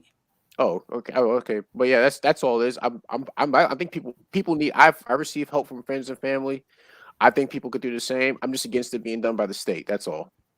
Let me move along, man. Thank you. And since Tracy Golden was murdered just 3 days after Christmas, it has been tireless work by Detroit Police Homicide. They actually called in the help of the ATF and FBI, and all of that hard work really paid off. We learned today that a 19-year-old was arrested for allegedly murdering Miss Golden, and the motive here allegedly is robbery. It means everything to me and our family. Surrounded by the investigators that tracked and caught his wife's accused killer. Now look at this. These guys, this fucking scumbag walked up on this woman, immediately shot her and killed her, and took her Dodge Journey and sped off into the night. No face, just a hooded back on a grainy camera footage. These men went and beat the streets and dragged this little fucking piece of fecal matter out of whatever hole he was hiding in.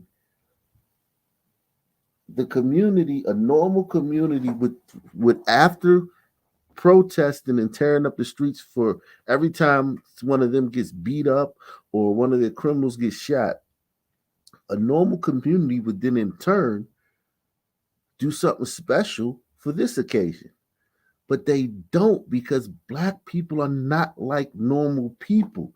And I think that's what Brown Sugar's saying. Like, y'all are judging a lot of these issues like you're dealing with a normal, rational, logical, reasoned group of people. Black people are then not like we should that. have mandatory birth control and sterilization. Yeah, well, I mean, if that's the case, then you're not compatible with first world That's society. never gonna happen. We love sex. That would never happen. Yeah, but let's talk about the sex thing, okay? Because there's about 5 days a month a woman can get pregnant. Right. How much fucking sperm is this bitch swimming in every day? A lot. To have 8 fucking kids by 7 different dudes. Exactly. Put it on a woman. Even though a man could literally have a baby by 365 women. No, but it's the woman's choice to get pregnant. No shit. Men decide who gets married. Women decide who has sex. Yeah, exactly. That's a fact. Exactly. And irresponsibility shouldn't be excusable. Again, you're talking about people who are rational. We're not talking about rational people. Sterilization should be the word of the day. And it's no different than forcing somebody who is mentally deficient. And we're falling into the trap of expecting too little of the Sun Man. Oh, well, that's just what they do. No, if we expect more from them, they will rise to the occasion. If we treat them like children, they're going to act like children. Well, if they don't rise, then put them in prison. It's that simple. Yeah, or kill them. You sink or I'm swim. old. I grew up in the AIDS era, and pregnancy was not the scariest thing on the block. We were scared to death of AIDS, so everybody wore a condom. Birth control pills are way cheaper. They're easier. They fucking give them away. How hard is it? Hold on, but during that time, Black people weren't wearing condoms. No, and that's why Black women are the number one group of people getting AIDS in the country right now. Yes, because the gay white men are sleeping with our down low Black men. Oh shit! Wow. So wouldn't that also be that your down low Black men are just sleeping with down low white men? Notice you blamed it on the white man. Because the white man always openly gay. What does that have to do with anything? I'm saying it was the white man and the black man came I together vehemently and disagree. have AIDS. AIDS come from gay sex. It's y'all white men are more open with it. Black men, they like down low, especially in prison.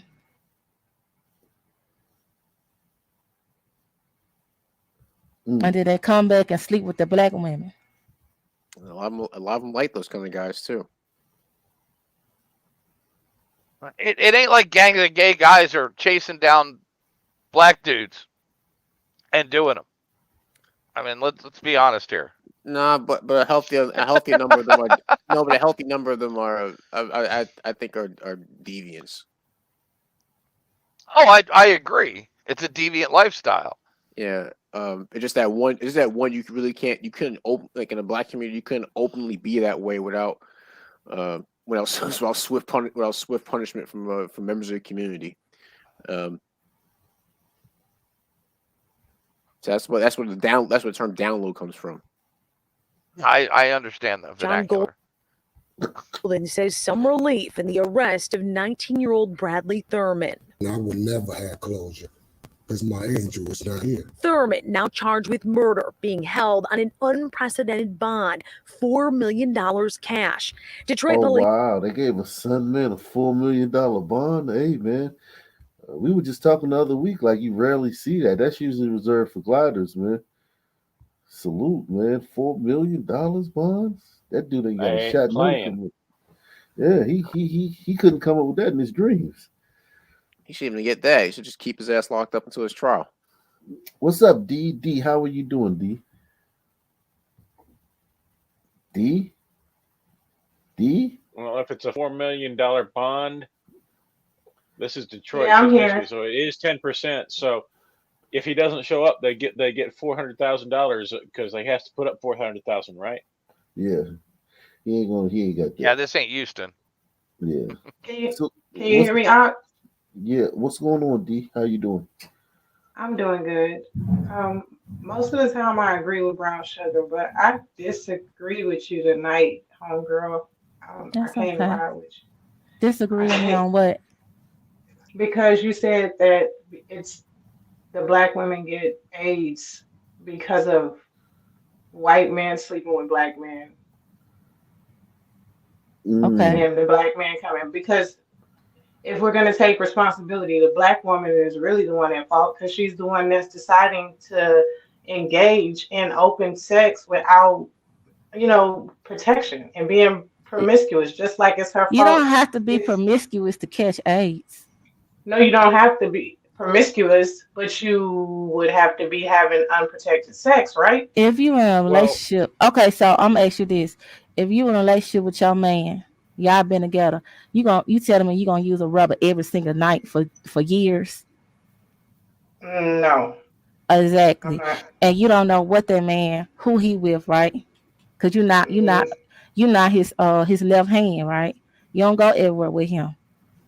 So if he go out and he cheat on you with a man, because really it's easier for a man to give a woman AIDS than it's for a woman to give a man AIDS.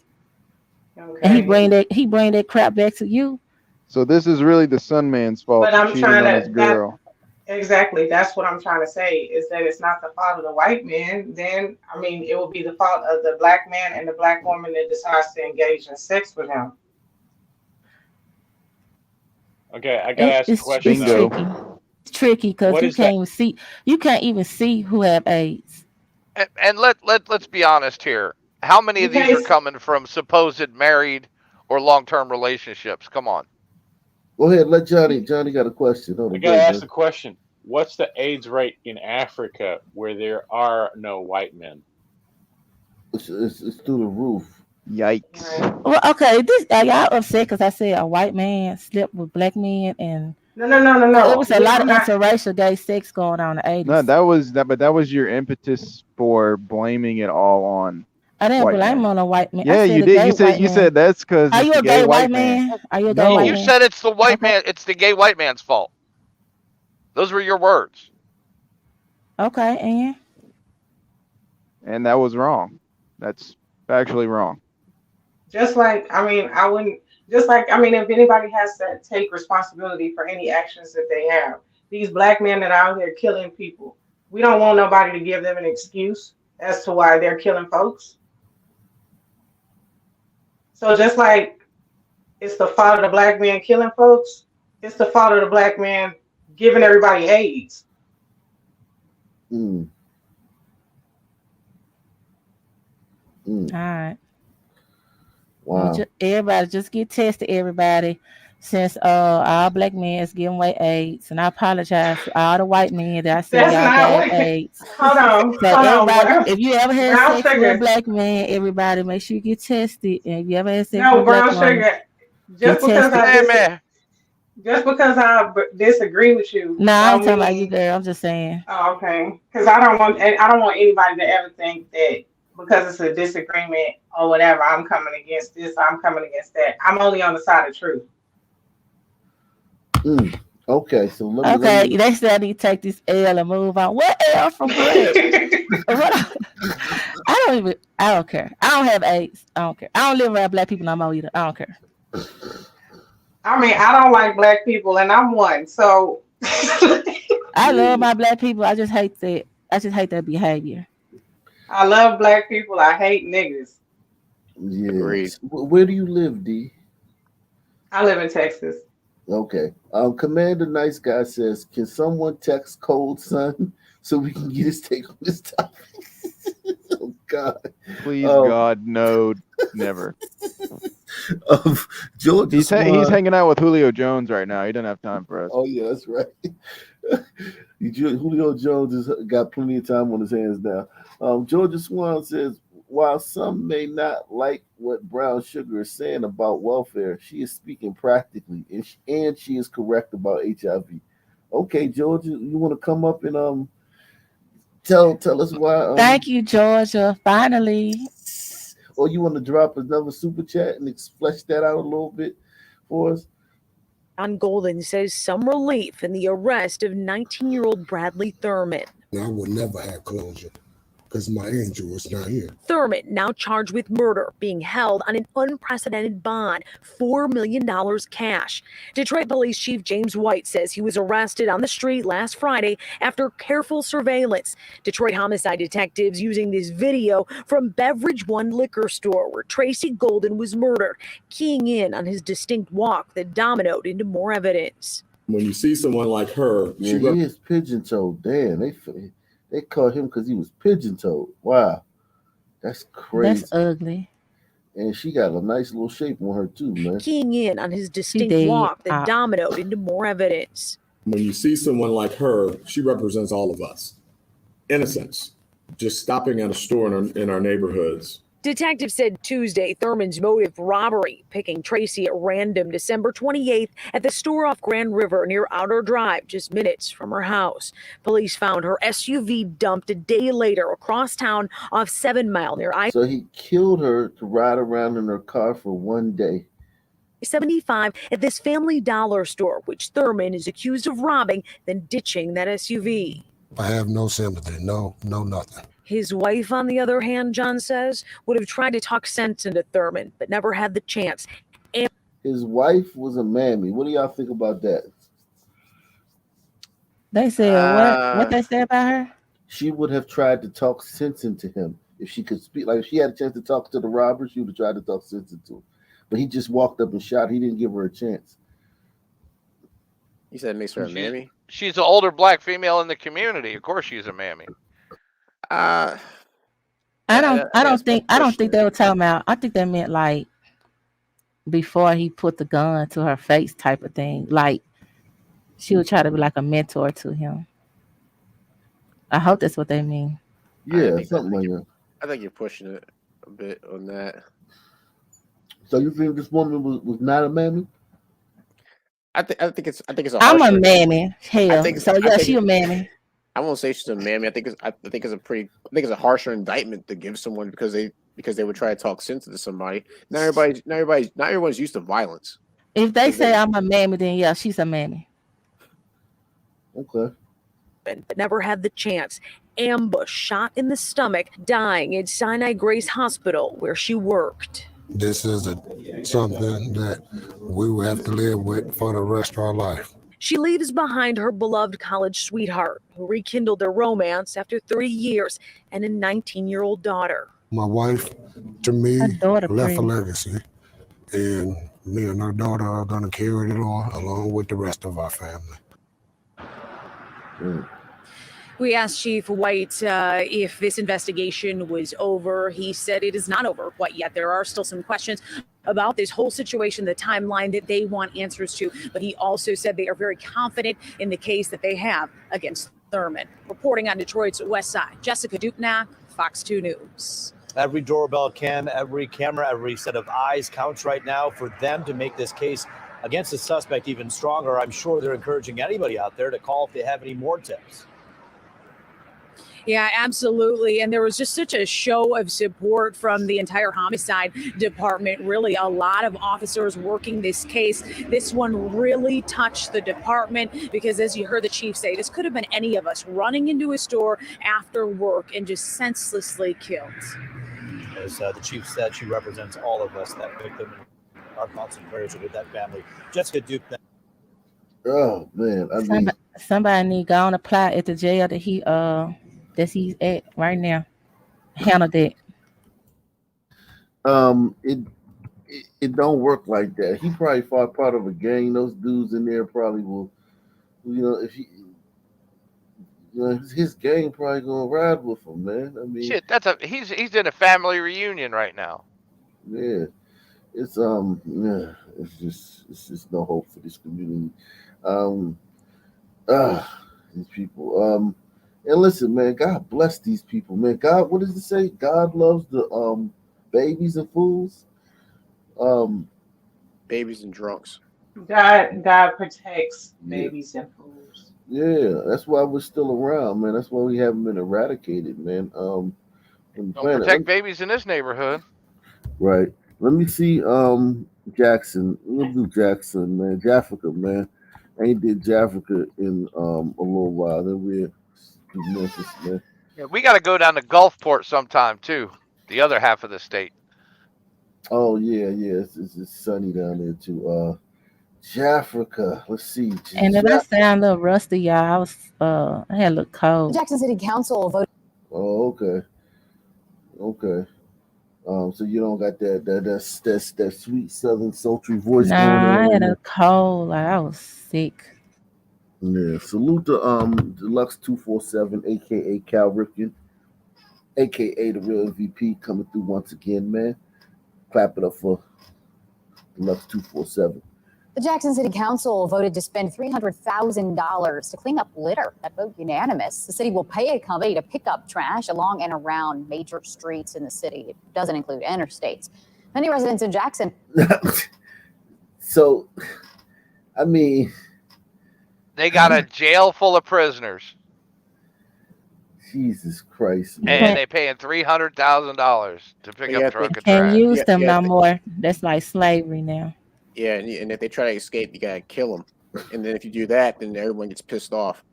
By the Constitution, that's legal slavery. No, I agree. No, with not that. anymore. Yes, it is. I agree it should be done, but No, I thought they abolished it.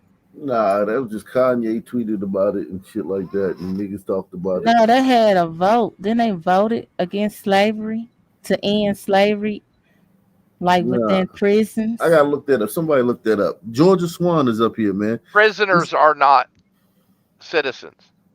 They're prisoners. Somebody look it up. I don't feel like doing it.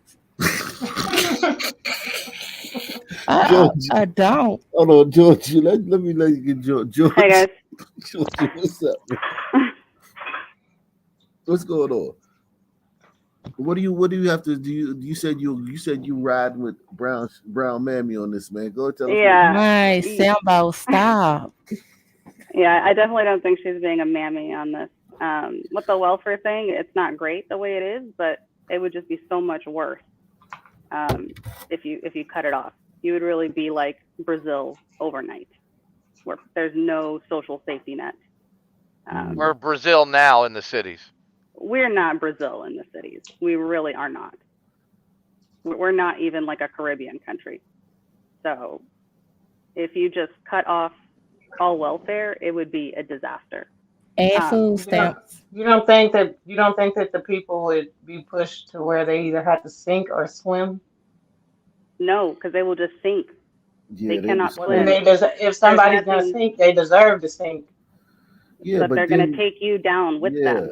yeah, I'm you don't telling want They're not y'all. going to go down alone. I'm telling y'all. If they cut food stamps, I'm telling y'all, they They're will taking rob. the country They, down now. they're gonna Yeah, rob we're you. going They're down gonna have a crab regardless. boil. They're gonna have So a crab boil, if and guess if what? you They're gonna if you rob you to get wanted, them crab legs. yeah, They get if you shot. want to correct the problem, that's where like you have abortion or getting like implanted birth control, paying people to sterilize them. We can't force people to do those things anymore. We used to Marcy. force sterilization on people. We cannot do that. It's not going to be, I, it's not practical. It's never going to happen again. I gotta go at Marcy again, man. Marcy says, oh, yeah, if they come at me, they'll get shit. Marcy, Yeah. do you understand how serious it is when fucking if they take welfare, if they take welfare away, Section 8 and all this stuff, you're gonna be around Sunmen. I don't think you've never been around before, man. You I ain't just have. gonna They're be doing it shooting now. them. I You're not have. My just gonna dad. be shooting. My dad was one of them. Right, but what I'm saying, your We dad talking was about not your op. the new No, sun no, but men. he was your dad, not your op. Yeah. He was not being an op to you. He was being your dad. I'm talking about Marcy. You just shooting them is not the answer every time. I don't want to. I hate for it. I hate Well, for it to even come to neither's that point. continuing to feed the problem. Yeah. I I think hate you for. could. I, I think you could make a compromise and revise it. You don't get a home. You get a room in a barracks, and you get a mess hall where you get fed stuff. You don't get to go to the store and buy crap. You get to go eat whatever's in the mess hall. So when they had Turn homes, when food their stamps homes into were actual food concentrated, items, healthy food items. when their homes were concentrated in one place, you had the problem contained. What happened was that they're spreading everywhere. That's why you're seeing the problem all over the place. So in Chicago, when they were all in those towers, But that's the by problem design. was in those places. When that was torn down and people were just given the Section 8, that's how it spread. They're going to be somewhere. That's If by you design. cut off, but that's just what's happening. They're not going to disappear overnight. And it was a You're not good going to have a design. genocide. You're not going to. You just have to be practical sometimes. You have to make choices you don't like to avoid an even worse outcome. hey, I look at it the same way. Whenever there's a disastrous storm, and the Dollar General or the Walgreens, they get looted. That's what I'm talking about. Because not everybody's going to fall back into doing things like that. But for those who do, even if there's a large number of them, they'd have to be dealt with in a brutal fashion. I don't like that. I don't like that reality. But that's what it is. No, But what the I'm people who saying, have power won't do that now. yeah, and you won't do that, Marcy. You not shooting a bunch of little fucking Sun teams from Southeast DC, man.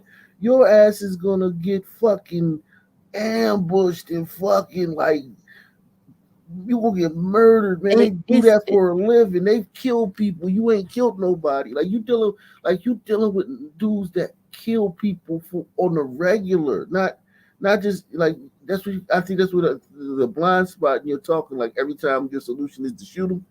Like you ain't no killer. These dudes are killers. And it's a war. Like if you shoot one of them, they gonna come back and they'll shoot your Yeah. house up. Well, how did we And get to this? But how did we get to this point? We got to It this point don't because it wasn't dealt with the way it's supposed to be dealt with a long time ago. no, but I'm just speaking about the reality. I'm not like trying to go back in the weeds again. I'm just talking about the No, I reality of know. the situation. Yeah, it's a war. It's a war in the black community, and it's always gonna keep going on and on and on. It's never So gonna let's stop. put them back in the buildings and contain it. But we can't do that right now. We don't have the power to do that. The people we who do. want to do that, we don't have the power. People are not going to vote for that now.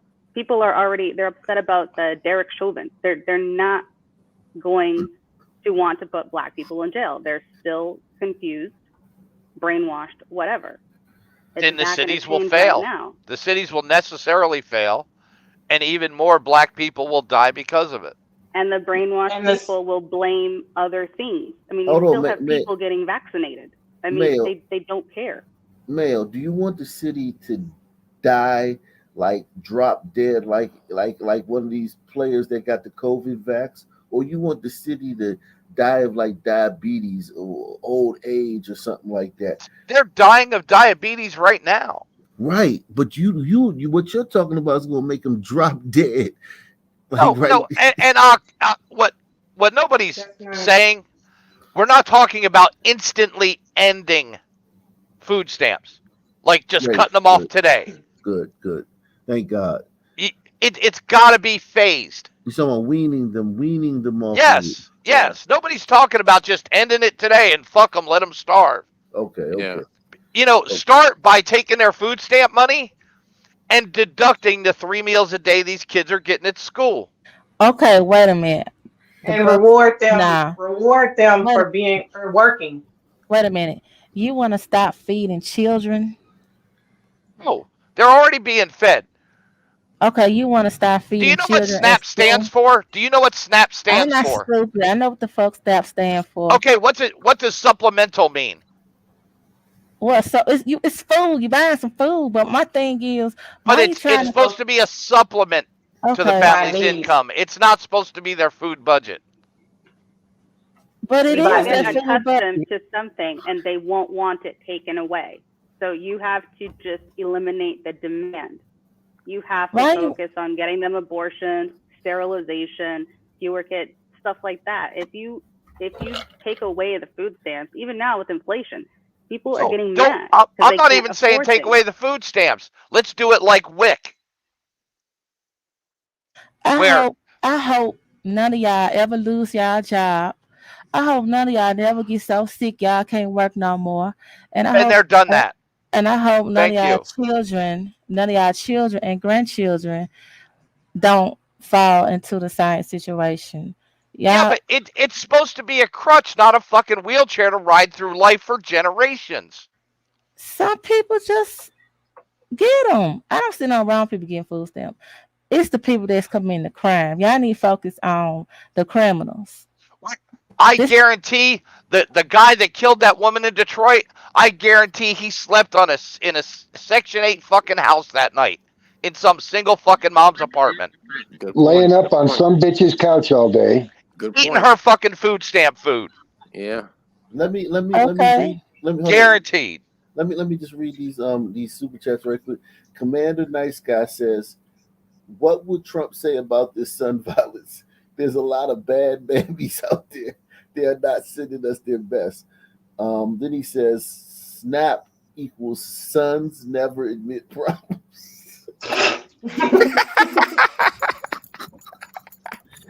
Oh shit, man. Hope Phyllis told me to go to hell. Oh my God. Your grandma in hell burning right now, bitch. Damn. Come on, brown All sugar. right. Let's move along. Let's move along, man. Vote unanimous. Nah, because The I'm city will getting pay- irritated. Okay, man. Let me move along. Y'all want to cut food stamps off like the people buying crab legs and steak is going around shooting at the white Jackson City people. Council. They just want to eat. The problem is they shouldn't be able to get no damn crab legs and shit. Yeah, I hate that. I hate when I see Y'all, them crab legs and shrimp. why do people care so much? Because I can't. Because the crab legs. Because y'all getting It's our fucking money. That's why we ain't eating fucking steak. We ain't eating crab legs. I think Brown Sugar, you God keep saying damn. okay to some really dumb shit, and it's not okay. I say okay anyway, because this is how we talk. Okay? Speak for yourself. I've got Good Ranchers. I get steak delivered to me, so I can just cook it all the time. From Omaha. Okay, you fancy. Let me That's Good Ranchers. Yeah, You fancy, you paying for your own food. he's a Johnny. Yeah, that Johnny's a sound in the commercial hood. They say comedian. y'all jealous. Let me move along, man. Let's see what's going on in The Jackson Jackson City Council voted. so we can get to these other cities, man. The Jackson City Council voted to spend $300,000 to clean up litter. That vote unanimous. The city will pay a company to pick up trash along and around major streets in the city. It doesn't include interstates. Many residents in Jackson are wondering why it's taken so long to clean up the city. Have you looked at our city? That's not a why.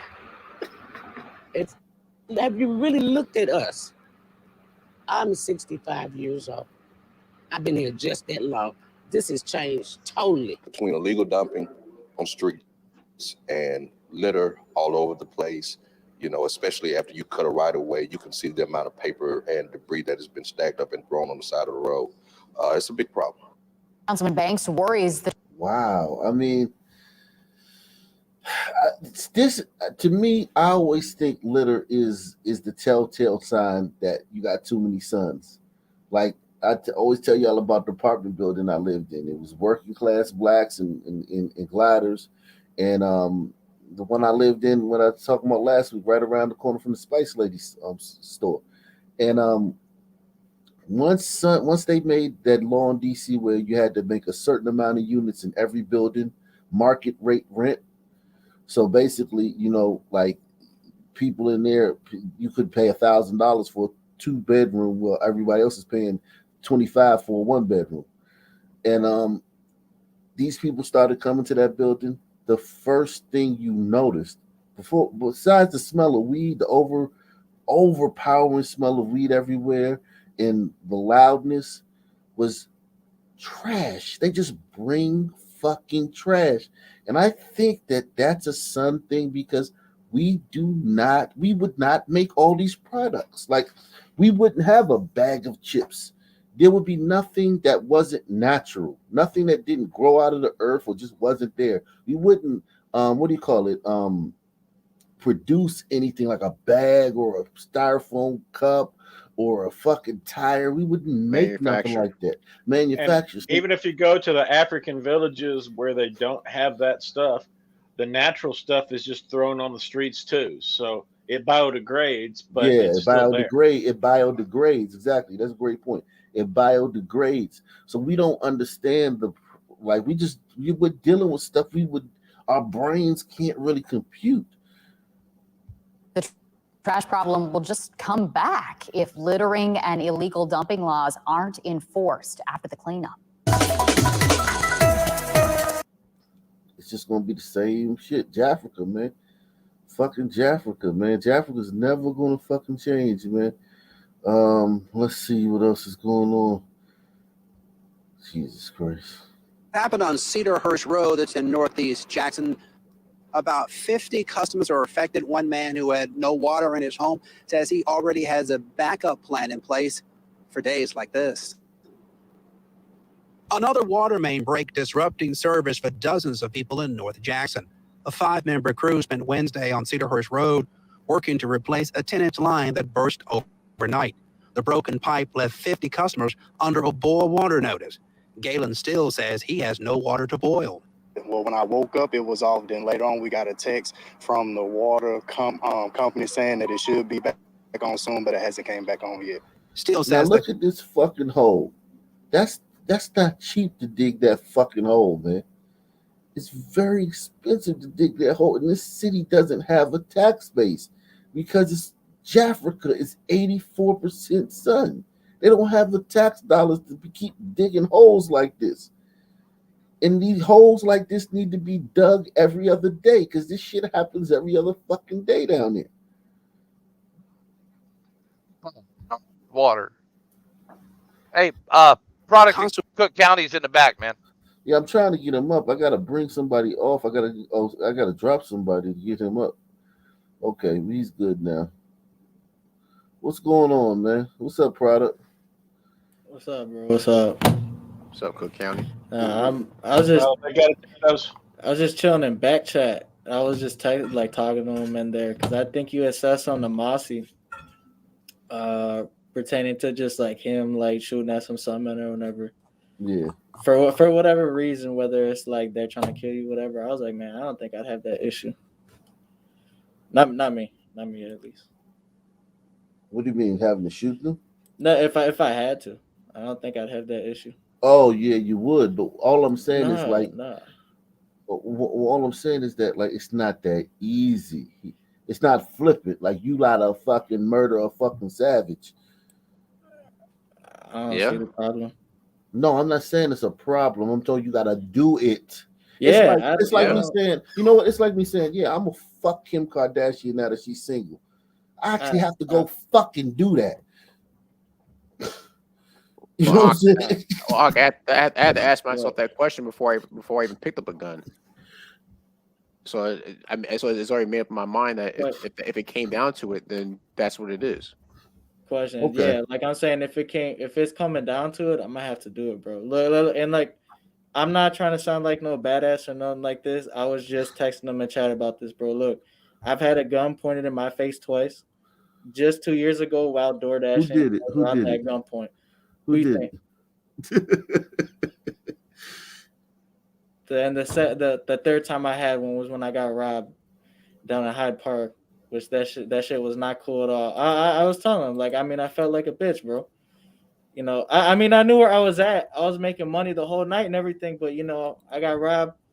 You know, I thankfully, I don't know, I just didn't really give a fuck. I texted DoorDash about it.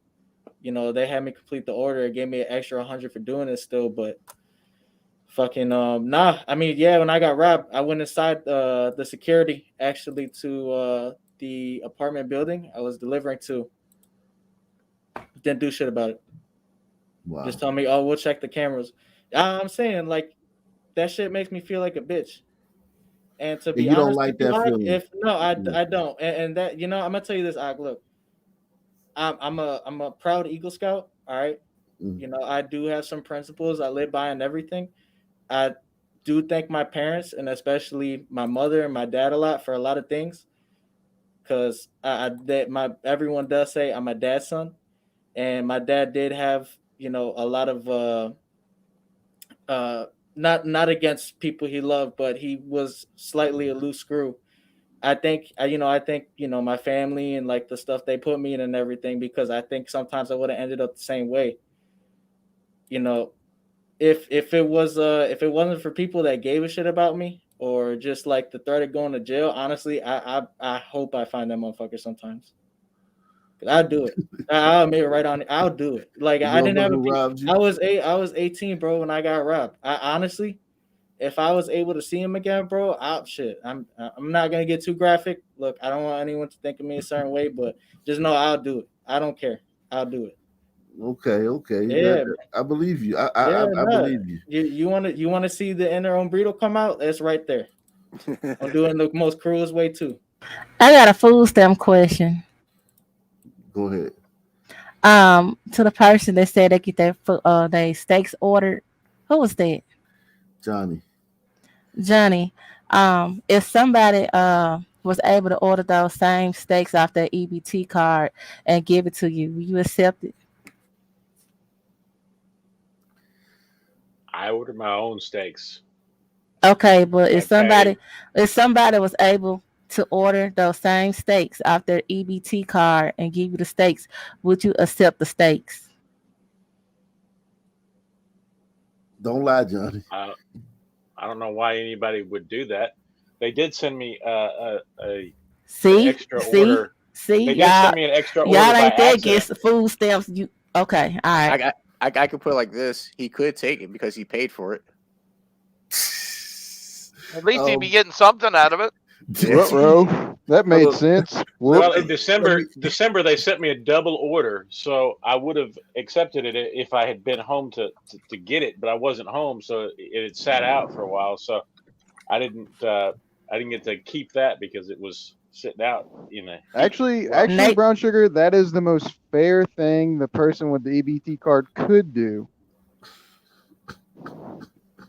Salute to Doug Chunks, man. Doug Chunks says the problem is welfare programs are now making people very comfortable. Comfortable people aren't motivated to improve their situation. We should help people, but not create a lethargic lifestyle yeah, I mean that's pretty much the crux of the issue. But I just don't see a way out of it, man, because you're gonna have sun teens starving. I mean, Well, they're make now them they're good. make them if they want to have the food stamps, they have to go and put in so many hours of community service in order to get the Oh food stamps. fuck! Look, that Man, ain't they're gonna not gonna work. be able to do that Yeah, shit, that ain't bro. gonna work, man. That ain't gonna work. Are you saying some teens will basically sink because they can't provide for themselves? Hey, Sun teens will definitely sink. real quick, look, not even the flex about it. I do have my card. I am a real Eagle Scout, and I'll say this because these Sun teams would they be able to gather and organize a whole group of people and get 6 months worth of food for a church for families that are in need? No. Because that's some shit I did for Oh this. I don't wow. think they'd be able to do that. No way. No way in the world. Your future president says the way to handle this situation is to set a date like 2025. If you have more than 3 children on welfare, the government will not cover their expenses. Um, And in 2026, you cut that down to 2. mm, And then you make it to where you only get it for 3 years no matter what. mm, mm, Bring mm. back government cheese. Because, man, every McDonald's I see has help wanted signs in front of it. I got Every fucking one. and they're paying $15 an hour. I got 2 people Yeah. in the back. Let me I got drop. something to say. Let me drop a couple of you guys. Let me drop you, Wyoming man. Let me drop you, Lomingo, right quick, so I can bring these 2 guys up. Go ahead, D. Hey, I was what's gonna say happening? Yeah. Let's see. Go on. Oh, okay. I was gonna say that there's women that raise their children to know what to do with the system. Like when one's getting ready to turn 18, have another one so that you can suck and stay on the system longer. Mm-hmm. Like they literally are teaching their Yeah. children this. Yeah, they know that they're milking it. Yeah, they know how to do it. And then the kid is nothing but a check. So the kid is not something that you really wanted or love. The kid, is annoying. The kid is an inconvenience at the Right. things it needs. Now it's good for the check, but the fact that like now this motherfucker got a personality and he got wants. He want to be driven to practice. Well, and shit. and this is also coming from, and people are covering for them, saying they can't tell when they're gonna get pregnant, and these bitches purposely have kids at time intervals. Yeah, man, it is what it is, man. But let's get back to Jackson. Hey, real quick, I can What? and everybody else in here. My apologies if I got a little too loud or if I cut anyone off. It's just I get a little worked up about that. I apologize if I did Hey cut man, anyone off. we just want to make sure that guy who robbed you a few years ago, we hope that he never runs into you, man. That's Yeah, all we can worry no. about. I mean, like someone said, he's most likely already dead. But I mean, that's some shit I haven't even told like my dad or my mom or I Oh, mean bro, I hope you my get mom, satisfaction. I hope you get satisfaction for that. my mom knows about that I never told her exactly what it was. I told her I'd tell her when I'm like 35. But if I told my dad right now, he'd want to do something. So I kind of Water outages are frustrating. Very, especially when you have kids, then you have to bathe, go to work, brush your teeth. But luckily, we have a tank of water, so I'm using that to flush my toilets for now. I just came back from the store to get extra water. The inconvenience that Jackson citizens have Oh my got to deal God. I'm sorry, God. How about you volunteer to help them dig the hole they need to in order to get to the water source? Brown no sugar. Are you smash on that one. Are you No smashing smash that on one that. 6 days a Hell week, no. twice on Sunday? Dude look like I a want character I from want to Fat smash Albert. that if he got $50,000 in stamps. I want to touch that with a 10 feet pole. Yeah, cold. Yeah, cold as ice. Do it for the The culture. inconvenience that Jackson citizens have got to deal with. We don't have reliable drinking water. Albert Wilson owns and operates Genesis and Light Center for Youth in the neighborhood. Wilson, who's run for mayor and city council in the past, says he doesn't believe the third-party administrator is making much of a difference. Paying water bills these days, but we're not getting any water. We're not getting any reliable water, not getting any drinking water. And solution simply would be, if you ain't fixing it right now, stop charging us. Steele says as soon as the water comes back on, he plans to fill up his 350-gallon tank to be ready for the next time the water goes out.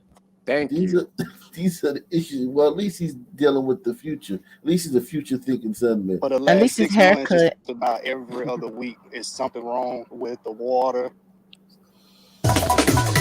Yeah, I mean, It's because he got a little bit of glider in him that he's more forward thinking. Oh, and doesn't that guy who runs the program that takes the tax dollars realize he's part of the problem?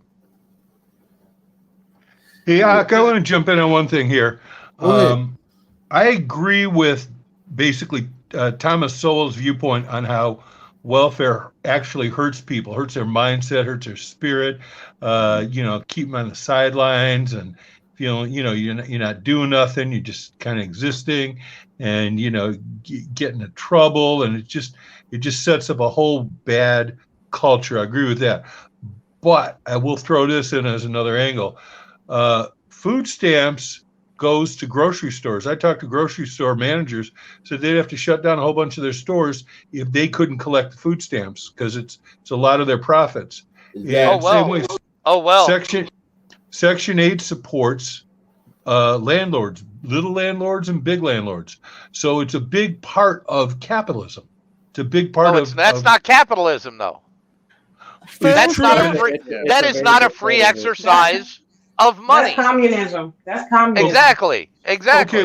Well, what are the way it worked? The way it worked in the 20th century was all the money went for the World War II and the Cold War, and all that money filtered through the Pentagon and came out in programs that way, and that ton of government spending actually supported it. So now, after the Cold War after the Cold War, the Soviet Union is over with, that there's less jobs coming out of the Pentagon, basically.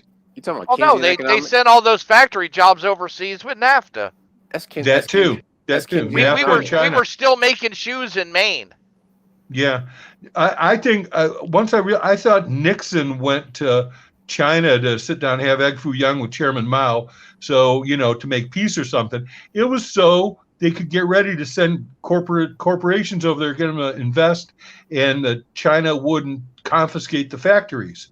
So Nixon and Bush, as a matter of fact, and Kissinger went over there, sat down with and kind of set the ball rolling. But it took decades for it to really start happening under Reagan and then Bush and then Clinton for that that flow to really get going and get rid of all the jobs here. But corporations, the corporate CEOs, they said, well, we can't move our factories. They told Wall Street investors, we can't move our factories over there, because if we do, we set up, pour in money, and the communists will just take it. So they had to set up all those agreements first. But that's about all I got to say on that. Wow. Yeah, That's another level of the game. Keynesian sucks ass. And how many jobs would we have open right now if it wasn't for all the illegals? That's true too. Yeah. Whose jobs are they taking? They're not taking my job. I'm a skilled laborer. Right. All the low hanging fruit jobs. Yep. Wow. Yep. And they wanted to keep wages down, and they want to keep wages flat, and wages used to go up with demand for more employees. The wages would keep climbing, and instead of wages going up with prices and everything, they just they used to have we'd have robots picking our food if we didn't have Mexico.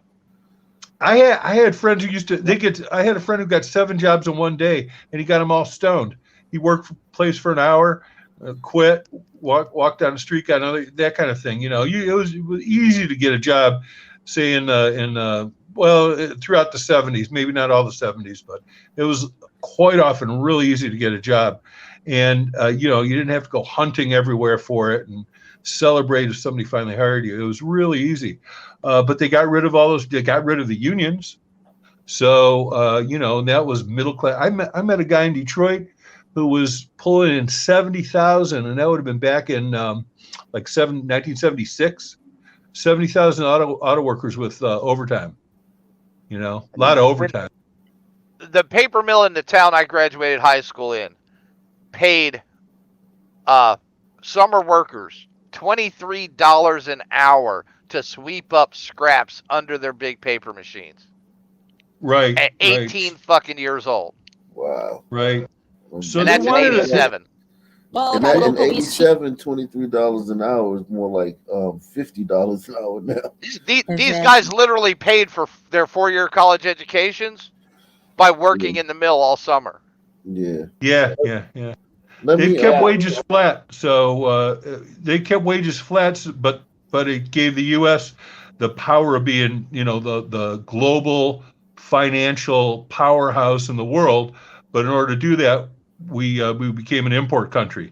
It's complicated, but that's kind of how it works. No, it sucks. And now they That's just what print. it is.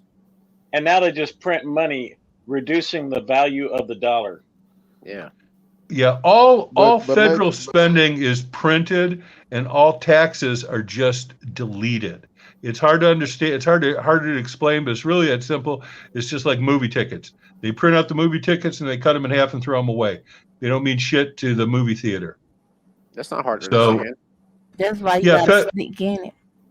Yeah, I mean, China creates their RMB the same way.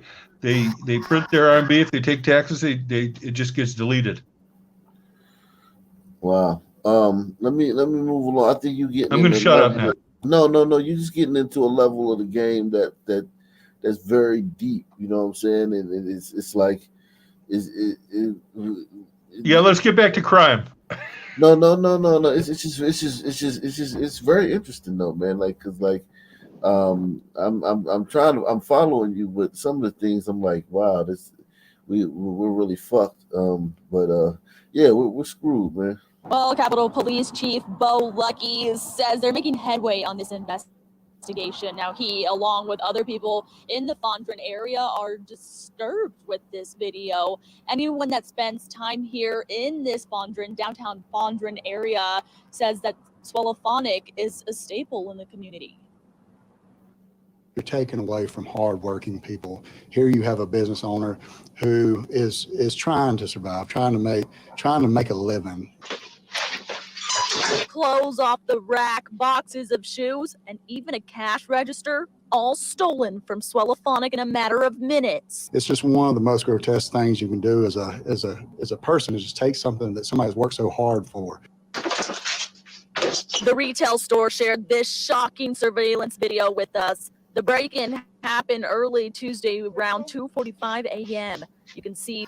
Yeah, but if you know you live around Sons in Jackson, that glass window you need one of those things you pull down in the front of the store, those gates.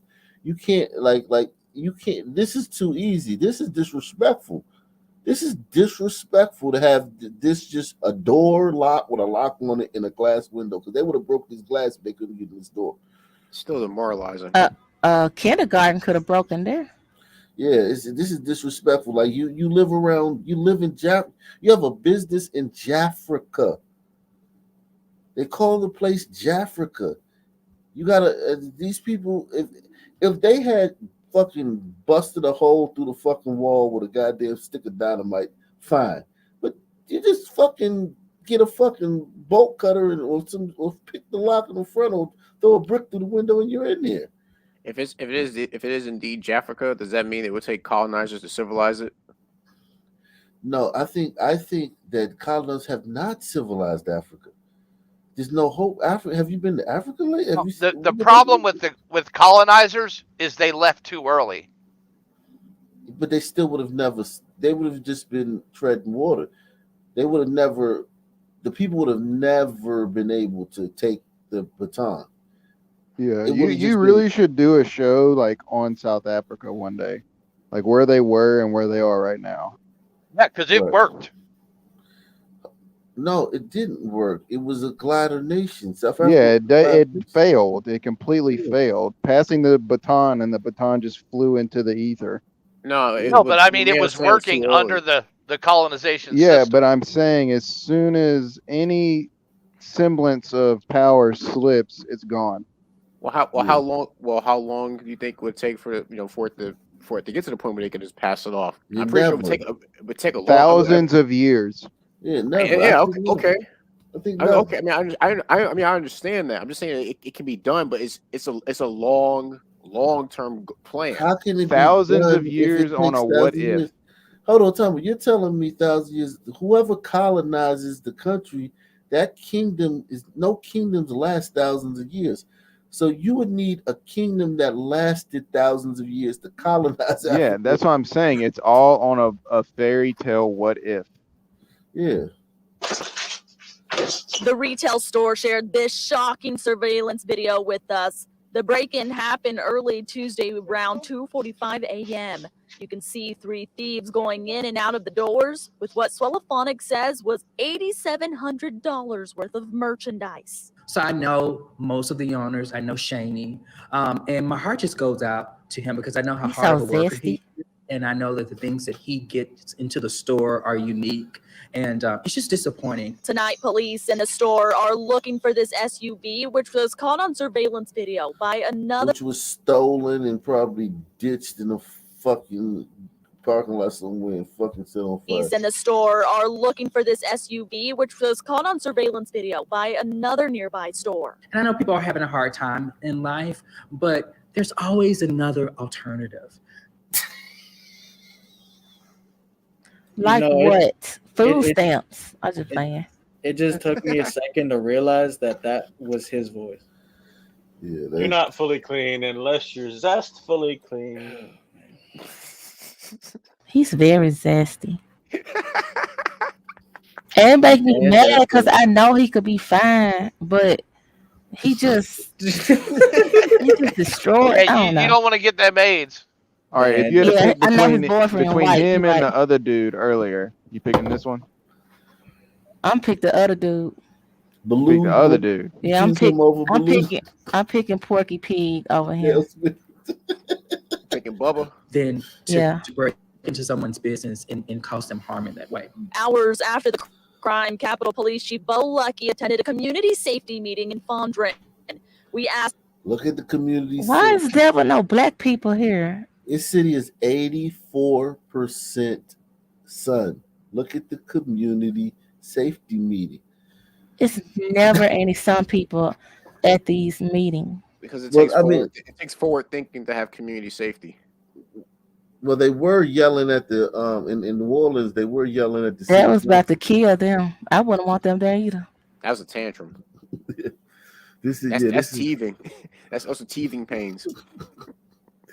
Like it's literally not one black person here in an 84%. And you know what this tells me? This tells me that the Suns are just they're resigned to it, and the gliders are like it's starting to spill into their areas. They done brought the nun out. Yeah, it's spilling into the glider areas, and the gliders are like, oh, it was cool when it was just in the sun areas, but now it's in our areas. No, we not having this shit. You gotta do something about this. And I don't blame them. in Fondren. We asked what he's doing in the department to prevent Fondren businesses from being targeted in the future. He says they're working on being more visible in the Capitol Complex Improvement District. No officer can be everywhere 24 hours a day. Smash But that all we officer. do is just make sure that we're in the area as much as possible, being seen. Now, in that same community meeting, Chief Lucky talked about some of the improvements and some of the challenges. He says that he has now brought on 117 officers for the job. When he originally started, it was 64. Oh, wow. And now they have 76 patrol cars. When he started, it was 17. Now, one of the Oh, challenges. wow. That's good. Yeah, That's real good. That's what you need. Like you need boots on the ground chasing these men around, man. He says is getting communication, everyone on the same page in terms of communication between the Hinds County Sheriff's Office and the Jackson Police Department. He says he's hoping to change that. Tonight, we're live in downtown Fondren. Michaela Franklin, 16 WAPG. Salute to them, man. Notice it takes a glider to organize that. Like I said, Yeah. colonizers. Yeah, man. Salute to him, man. Salute to him for doing that, man. Yeah, this place is This place is a fucking strange place. All right, we got a former football player, NFL player arrested. Another one. Bond set at $100,000 for Jarrell Poe and Gavin Bates, both men accused of forcing a man to go inside of a bank and withdraw money for a medical marijuana growing operation. They are charged with kidnapping and kidnapping conspiracy, but others claim there's another side to that story. Former Ole Miss and NFL defensive lineman Jarrell Poe and Gavin Bates said nothing as they entered the Ridgeland courthouse to face charges of kidnapping a man who was allegedly leading a medical marijuana growing operation. Which one you think is the former NFL player? The big black man. Yeah. Well, You don't think Shaggy played in the league, man? He probably did till he got on there. Against his will the victim had been taken against his will out of Laurel, Mississippi, and brought up here overnight. They stayed in Pearl and then came to the Chase Bank. And the reason they end up in Ridgeland is because there's just a Chase Bank here. Poe is a defensive lineman standout at Ole Miss, who later went on to play for the Kansas City Chiefs and Houston Texans. According to police, Poe and Bates brought the victim to the Chase Bank in Ridgeland, hoping to recoup some $300,000 they and others invested in a medical marijuana growing operation, but saw very little return on their investments. The whole time, it's just been shady. Did Jarrell kidnap him? No. Keith Stovall says he worked with Poe and Bates on the marijuana project that never grew into anything. He says the alleged victim, Bryce Mathis, was supposedly bringing Poe and Bates to the bank to return their investment money of $300,000. That's how they ended up over here to the Chase Bank, because Bryce was supposed to give them the money back. And it turns out to where he went in the bank and said, because he couldn't produce the money, that Jarrell was kidnapping him. He's Probably is something to do with self-help, but you can't break the law and engage in kidnapping to collect on a debt. But yes, it's a kidnapping case. Prosecutors say there is much more to this case that will be revealed at a later date, but the charge. That's a big old deal. What if that's your cellmate, man? It's a big old deal right there, boy. Good God. Later date, but the charges are for a reason. Well, we're not going to try the case out here in public, but you can rest assured that in Ridgeland, we would not have arrested them and charged them with kidnapping if it wasn't kidnapping. Yeah, that's a big man. Bond set at $100,000 for each man. They have waived their preliminary hearing, which means now their case will go before a Madison County grand jury. Investigators say this case is ongoing. Now, I want to ask y'all a question, man. What country does this guy make? What, the defensive lineman in the NFL? What country does he make $5 to $10 million a year doing anything? Just name one. Well, Canada? if he slimmed down and could run, No, could run, him he as might he make is. soccer. Canada? Him as he is. Him, not somebody There's no else. country. Him, not somebody America else. for 500, Alex. I'm gonna say he can go to Canada and play football in Canada. But they They're don't not pay giving as money out much. like that, bro. Not even close. I don't know nothing about sports. I'm gonna say Yeah, America just for here, man. 200. What country could he go to? One of the finest universities in the one of the finest universities in the world. This guy get a scholarship, a full scholarship. He didn't pay a dime to go to one of the finest universities in the world. America. Just America. Right here in the put my goddamn car on it. US of A. Why he didn't just sue the man? Why he had Phone kidnapped burning a him? fucking thing. Why he didn't just take the man to court and sue Because him? that's not That's a not son how he man way of operates. handling That's not business. how he operates. But it would have kept him out of jail. Right, Now, but now he's gonna lose his freedom. He needed a wife like you. He needed a wife like Brown Sugar to make him think of that. Nah, he'll kill me. Yeah, he wouldn't have had any money to invest in He'll the kill first me place. on a honeymoon night. Oh shit! Oh my god! But listen, man. Yeah, this is why didn't he do it? Because that's just not how he operates. You know what I'm saying? Like it's just not his modus operandi, man. Let's see. Okay, we're gonna go to Memphis in a minute, man. Well, it's all a part of the National Martin Luther King National Holiday Weekend. Before Mike Epps took to the stage for laughs, he took part in a water distribution, joining local Greek organizations. These people they're ready to laugh. Smash. Right here, Flair, right here. Before entertaining a crowd in a weekend comedy show downtown, comedian Mike Epps handing out water to Jackson residents still struggling to get easy access to this basic resource. The water kind of got like a little odor and stuff to it when it come out. No laughing matter, and the rest of the country don't understand how bad it is. Epps joined. Yeah, we do, Mike. It's called Jafrica. Bad it is. Epps joined members of local fraternities and sororities who gathered at the Jackson Convention Complex Sunday for a bottled water giveaway. It's all part of a day of service honoring the Dr. Martin Luther King National Holiday. To come here, man, and to see how resilient these people are here in Jackson. Jackson's always been a great city in America, man. It's He always lying now. it's always been a great city in America. It's the biggest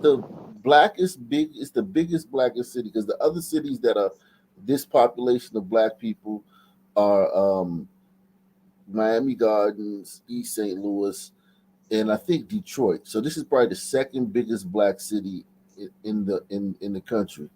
And look at the similar problems they have with like Flint. Yeah, they're like literally doing USO service missions within the continental United States. But it's a white city got the same issue. So I did a story on it. Oh, you're talking about the water. Yeah, but you never hear anything about a celebrity coming out to help them out. But those people have water problems, and they're told to fucking deal with it. They're told to fuck off and deal with it. These Yeah. people, and also they don't have all the other problems. The water problem is the problem. They don't have the litter. They don't have the crime. You know what I'm saying? That's their only problem, the water. Man, and to see how resilient these people are here in Jackson. Jackson's always been a great city in America, man. I think as a country and a government, we need to support them. With a new federally appointed third-party administrator now running the water system, plus $600 million in promised So it's federal. a third-party administrator running the water. They've taken the water thing out of the Sun. Right. Yep. They took it away from the incompetence, and now they're getting it back online. I wish somebody would running the ask water- these people what. I wish somebody would ask people what the definition of a great city is. Like actually Right. have them explain what Right. it is. It's just bizarre. He called it. It's a the great same. city. It's the same definition of a good kid. Yeah, he hasn't killed anybody yet. System, plus $600 million in promised federal funds for major repairs. Bottled water distribution could become They're a thing about of the to past. give this. They're about to give this one city $600 million in federal funds. Where does that federal funds come from? And this city is paying another contractor $300,000 to pick up trash because it won't give littering tickets to people. All of those people living around that city, all those people living around that city that are not on welfare, that's where the money's coming from. $600 million. Appointed third-party administrator now running the water system, plus $600 million in promised federal funds for major repairs. Bottled water distribution could become a thing of the past soon, but not just yet. Recent water main breaks have triggered boil water notices and a loss of pressure for people like Wilma Williams. You can barely take a bath. Your cooking conditions, you have to go buy water and stuff. It gets very costly. So this really helps. Yes, sir, it does. It does, and I appreciate it. Where do y'all want it? Mayor Shokwe Lumumba came out to help distribute water and to thank Epps for his contribution to the community. As long as they see that people have support for them and people are praying for them, thinking about them in other places, I think that'll keep their morale up. That's a Mercedes picking up water, More than free water. 200 cases. Yeah, he probably ain't got no fucking water in his house. So just because he got a fucking Mercedes don't mean that the pipes under his house are fucking built the last 50 years. Hey, Well, I'm far from driving a Mercedes, but I won't have to worry about getting water because I have already had that figured out by now. Well, and he has a Mercedes. That doesn't mean he has a good house. It just means he's unwise with his money. Or grandma died and he took the car. Yeah, that too. Well, I think it's funny they're investing $600 million into a city that generates like no tangible tax base. Yeah, it's crazy. It's just another chunk of welfare basically. Giant trash can. Let's go to Black hole. let's go to Memphis. Golly, man. Whew. Go to my beautiful city, Memphis. It's bad when you go to Memphis to get away from the problems of a different city. Yeah, it is. It is. It is My crazy. mama wanted me to come to Memphis. Let me tell y'all what happened real quick.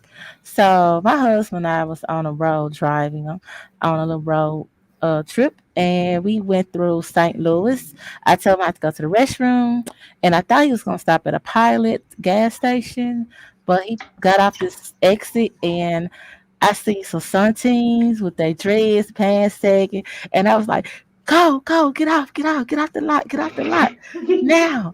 And he was like, I'm trying to go as fast as I can, babe. I was so scared because I knew that because I was a rental, but they don't know it's a rental. All they know is it's a 2022 vehicle.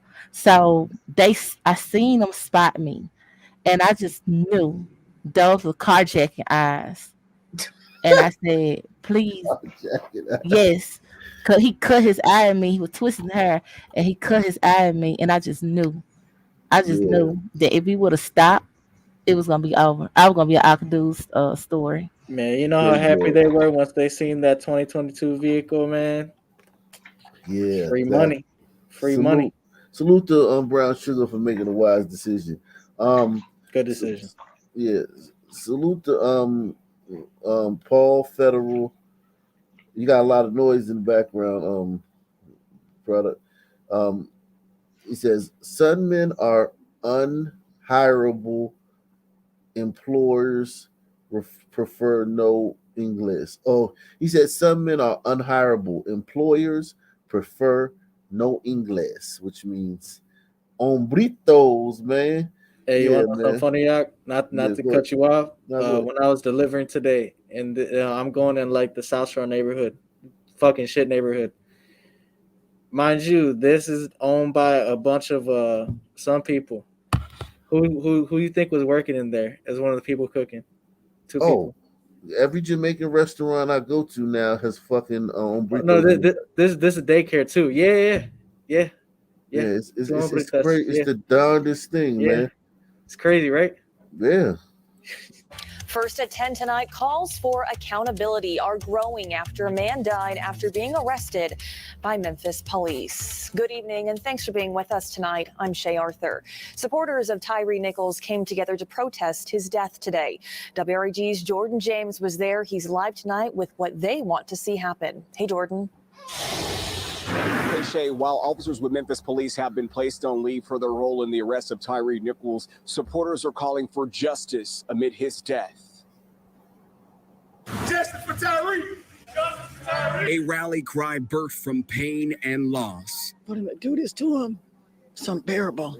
It's unbearable. Why is this unbearable? Why have all the murders in the city? This one's unbearable. This fucking guy was a fucking piece of shit. He was acting like one. Let me put it like that. It's unbearable. As a family and community mourn the death of Tyree Nichols. This is auntie. His memory is his legacy. This is the best y'all could find of him. Well, they trying to say that he wasn't a typical thug because he skateboard and he listened to rock music and things like that. Oh God! Now they're gonna be like, That just means he hangs out with white meth heads. Didn't he? Is that the guy who had a gun in his car when the cops pulled up on him and they lit up the whole car? No, this is something different. He got beat up. Okay. His memory is his legacy at this point. The 29-year-old died this week, days after being arrested by Memphis police after they say he was driving recklessly. Prior to being taken into custody, officers reportedly got into Do you know what you have to do to get pulled over for reckless driving in Memphis? Man, you gotta like be doing donuts, running red lights, hanging out, twerking on the car. Like you gotta do a lot of stuff. the baseline for behavior in these sun cities is so low that the cops really don't. And it's the same in DC. You gotta like literally be doing some wild shit. The cops don't have the bandwidth to fuck with you over petty shit because it's so much big shit going on. Driving recklessly. Prior to being taken into custody, officers reportedly got into a confrontation with him, which left Nichols hospitalized. When we got to the hospital, it was devastating. It was almost as though he was killed on the scene. Rodney Wells is Nichols' stepfather. He tells WREG his son ended up suffering a cardiac arrest and kidney failure because of the alleged beating by officers. They beat his All that ass. still should not occur because of a traffic stop. You shouldn't be on a dialysis machine looking. A traffic stop where he ran from the police probably led him on a high-speed chase and endangered everybody in the city. Oh, and I guarantee they're going to find he was full of fucking meth. However much of a fight he put up is why he looks the way he does. Exactly. I never heard That of an swelling is the kidney failure. I never heard of an aspirin causing kidney failure. No, it's the drugs. Could have been pills too. Yeah, it's drugs. Like this because of a traffic stop. That's unhumane. It's not because of a traffic stop. An outcome inspiring protests outside of a Memphis police precinct Saturday as dozens brought their message directly to officers. This is the time that we need to speak up about police brutality, excessive force, the killings, the shootings. Among the things Nichols supporters are demanding is the release of the body camera footage of the arrest, which is under investigation by. These people are fucking annoying as all fucking hell. Shit, I hate these people. And this family is happy as shit that this isn't being released. Because it's just like Jaheim McMillan's family. They're just banking it and fucking in GoFundMe until this shit is released and people see what happens. Where do gliders come from? Hey man, these are friends. Apparently the gay community, by the looks of it. Remember, I was right. Thank you. No, remember he listened to rock and he skateboarded. It happened. That's his meth buddies. That's what you got the body cams. That was his gay white We are boyfriend. not accepting anything less. A sentiment shared by Nichols' family as they prepare for the unexpected burial of a father, brother, and Nah, he definitely swung both ways. You wouldn't be so mad if it was a car accident or something. But you beat somebody to death. And we ain't never gonna be right. This is uncalled for. And no word yet if that body cam footage will be released to the public. Tyreek is set to be buried next week. For now, reporting here live. I want to see that body cam footage, bro. But it wasn't the car stop that led to it. It's his actions when he got stopped that led to it. Yeah, definitely. You don't get beat like that for no reason, man. No. And you're not a fucking healthy young man having a fucking heart attack because you're fighting with police unless you're fucking drugged out. And that swelling could be from him being sick. Beginning tonight at 5 with. Yeah, they're taking this shit seriously. That these some people Beginning tonight at 5 with calls to release the video. That chant could be heard as thousands throughout the day gathered at the National Civil Rights Museum to mark Dr. Martin Luther King Jr. Day. Many of those chanting were activists, friends, and family members of Tyre Nichols. He's the 29-year-old man who died last week after a confrontation with Memphis police. The demands to see the officer's body camera footage involving the chase and confrontation with Nichols comes as Memphis police chiefs released a statement saying the arresting officers have been notified of impending administrative action. Good evening, and thank you for joining us. I'm Greg Hirsch. Stephanie is off tonight. People at the law offices of well-known civil rights attorney Ben Crump are telling us they are representing Nichols' family in this case. WREG's Shay Arthur is live tonight at the Civil Rights Museum after speaking with the family about the next steps. And Shay, what are they telling you? Hey, Greg. Well, they're hurt, they're angry, they're distraught. And tonight, they're calling for those officers involved to be fired and charged with murder. Chants echoing through the crowds at the National Civil Rights Museum Monday. Chants of frustration following the death of 29-year-old father Tyree Nichols. Justice for And words of sadness. our family will never be the same. No tears, not a one fuck, not even a fucking little bit of a tear in the fucking crease of the eye, nothing. How about every one of these people that murder somebody in the community that you harbor in your home after they've committed the murder? We charge you with murder. How about that? Now that's better. That's better than that will work. These people are insufferable. They look what they're doing to the police. This is one of the most violent cities in the country.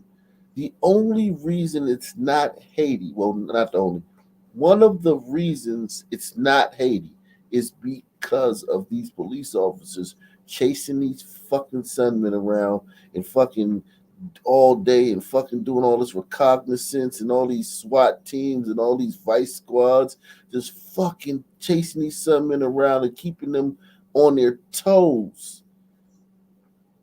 And then nobody came out for none of the children that was viciously murdered in the city of Memphis.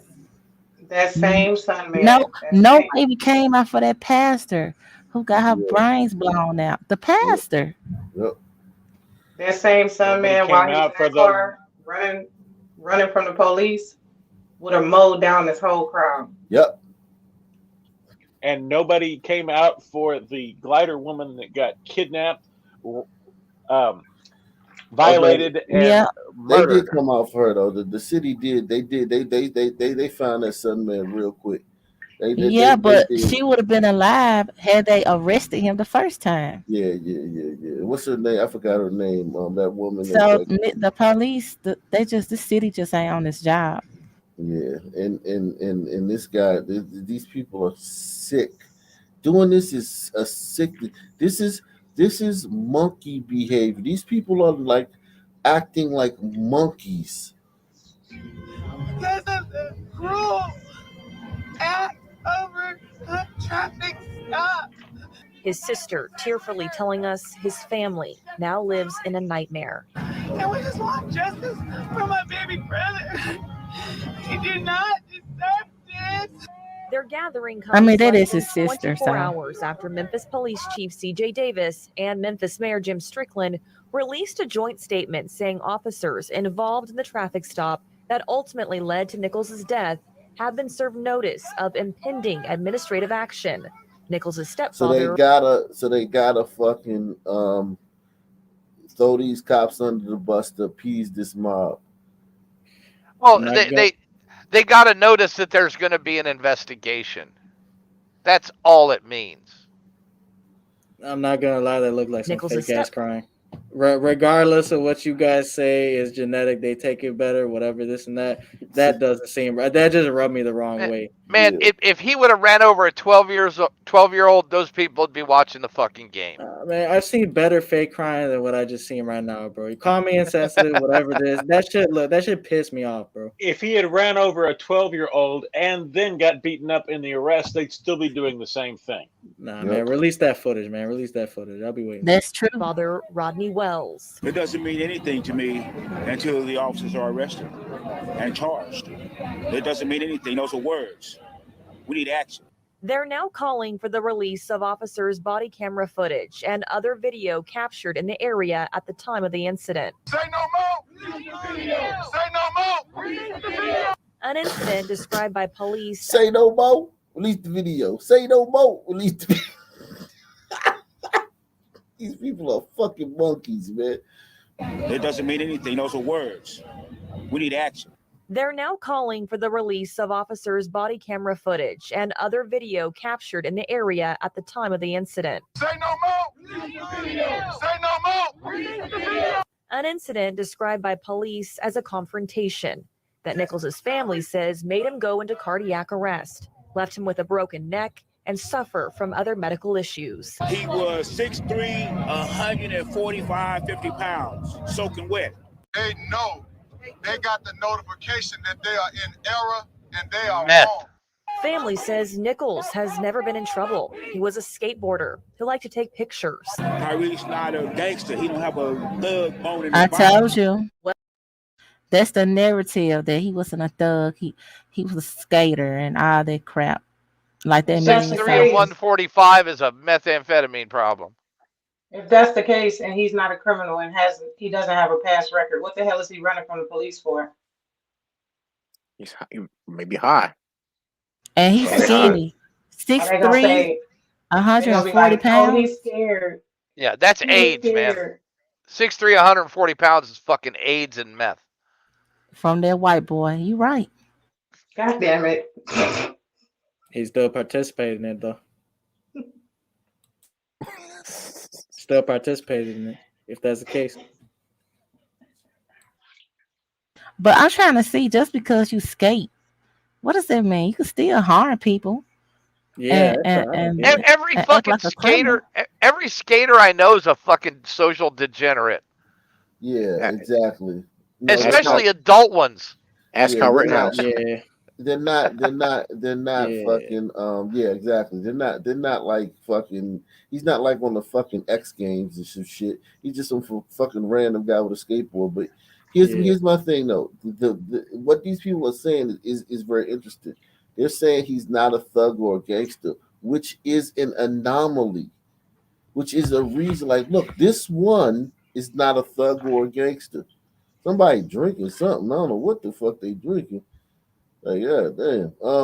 I don't think. I think they're saying, look, you gotta give us this one, because this one, yeah, we'll give you, yeah, all the rest of them are fucking degenerates, but this one right here, he wasn't a thug or a gangster. He was just. Dude, every one of them was a fucking degenerate. And look, you see them people. And we had to give them every one. You see that jewelry that she wearing? Those people are crazy. When I see women walk around them big African country earrings, I don't fool with them. And they are wrong. Family says Nichols has never been in trouble. He was a skateboarder who liked to take pictures. Tyreek's not a gangster. He don't have a thug bone in his body. Wells, who worked with his son at FedEx, says he's now on a mission. Only thing that has meaning to me right at this point is getting justice for my son. That's it. That's all. And Greg, as you saw and as you heard there, an emotional day here at the National Civil Rights Museum for so many reasons. And tonight, as part of that statement that was released by the city and Memphis police, the city says before it can discipline or terminate employees, they must go through a required procedural process, which is expected to be completed later this week. In the meantime, the Tennessee Bureau of Investigation is also conducting its own use of force investigation. We're live downtown tonight. Shay Arthur, WREG. I'm sorry, y'all. I said Africa is a country. Excuse me. It's a continent. With 58 countries. Yeah, with 58 countries. It act like a country. It don't look like a continent. The way the people act over there. New information tonight in the case of Tyree Nichols, the man who died a few days after a confrontation with the Memphis Police Department. Now, the investigation into what happened and why it happened spans just beyond MPD and the Tennessee Bureau of Investigation. The feds are coming. WRG's Ashley Paul joins us now live. And Ashley, fill us in on this new development. Yeah, Stephanie and Greg. Well, today we learned the FBI has launched a civil rights investigation into the incident. And this comes just days before we'll hopefully get to see for ourselves what really happened on January 7th. Say no more. Just over a week after the death of Tyree Nichols, the push for answers is only just beginning. We've been very concerned about this whole situation, and that's why MPD acted immediately to do an internal investigation. Mayor Jim Strickland speaking to WREG today about the city's investigation into what happened that day. According to the Memphis Police Department, 29-year-old Nichols was taken to the hospital complaining of shortness of breath after what they called two, quote, confrontations stemming from a traffic stop. 3 days later, Nichols died.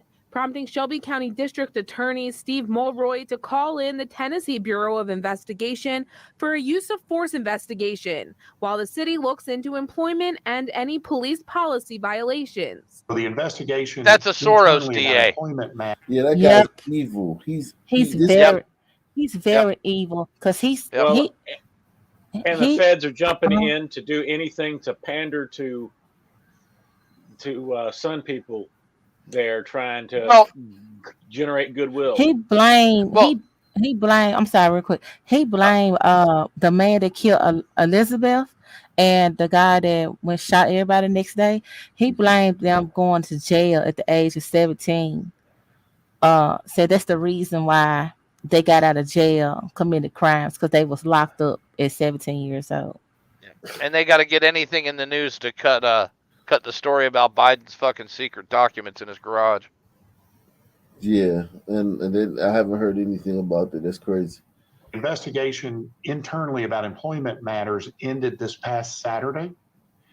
And then the investigator thought there were some violations of policy, and they created a notice of violations for each officer involved. And those were done Sunday. He wouldn't comment on what those violations are or how many officers were involved. He says that will be discussed at a hearing later this week, and the officers will have a chance to appeal the violations. Our goal right now is have the hearing the end of this week, meet with the family early next week, show them the video, and then release the video to the public. So according to Mayor Strickland, we could see that body cam footage as early as next week, which should answer some of those questions we have about what happened to Nichols.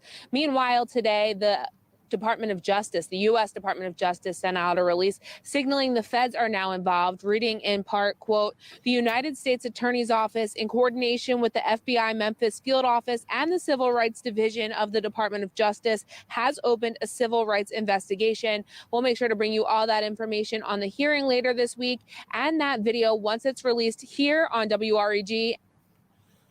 Jesus Christ.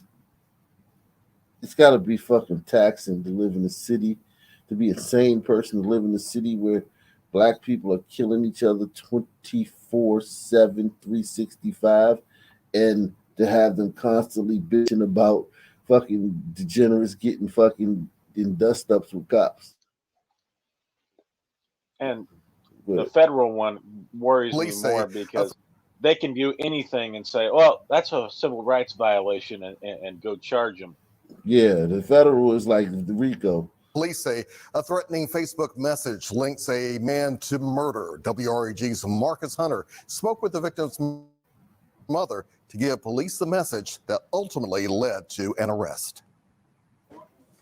Confusion in court. It took over an hour before bailiffs were able to locate LaMarcus Smith inside 201 Poplar to bring him before a judge. When they did, he was formally charged with first-degree murder in connection to the death of Darnell Appling. You're charged with first-degree murder, Class A felony, carries life without parole, life with parole, or the death penalty. According to a police affidavit, just before 2 a.m. December 29th, they were called to the Valentine Evergreen neighborhood.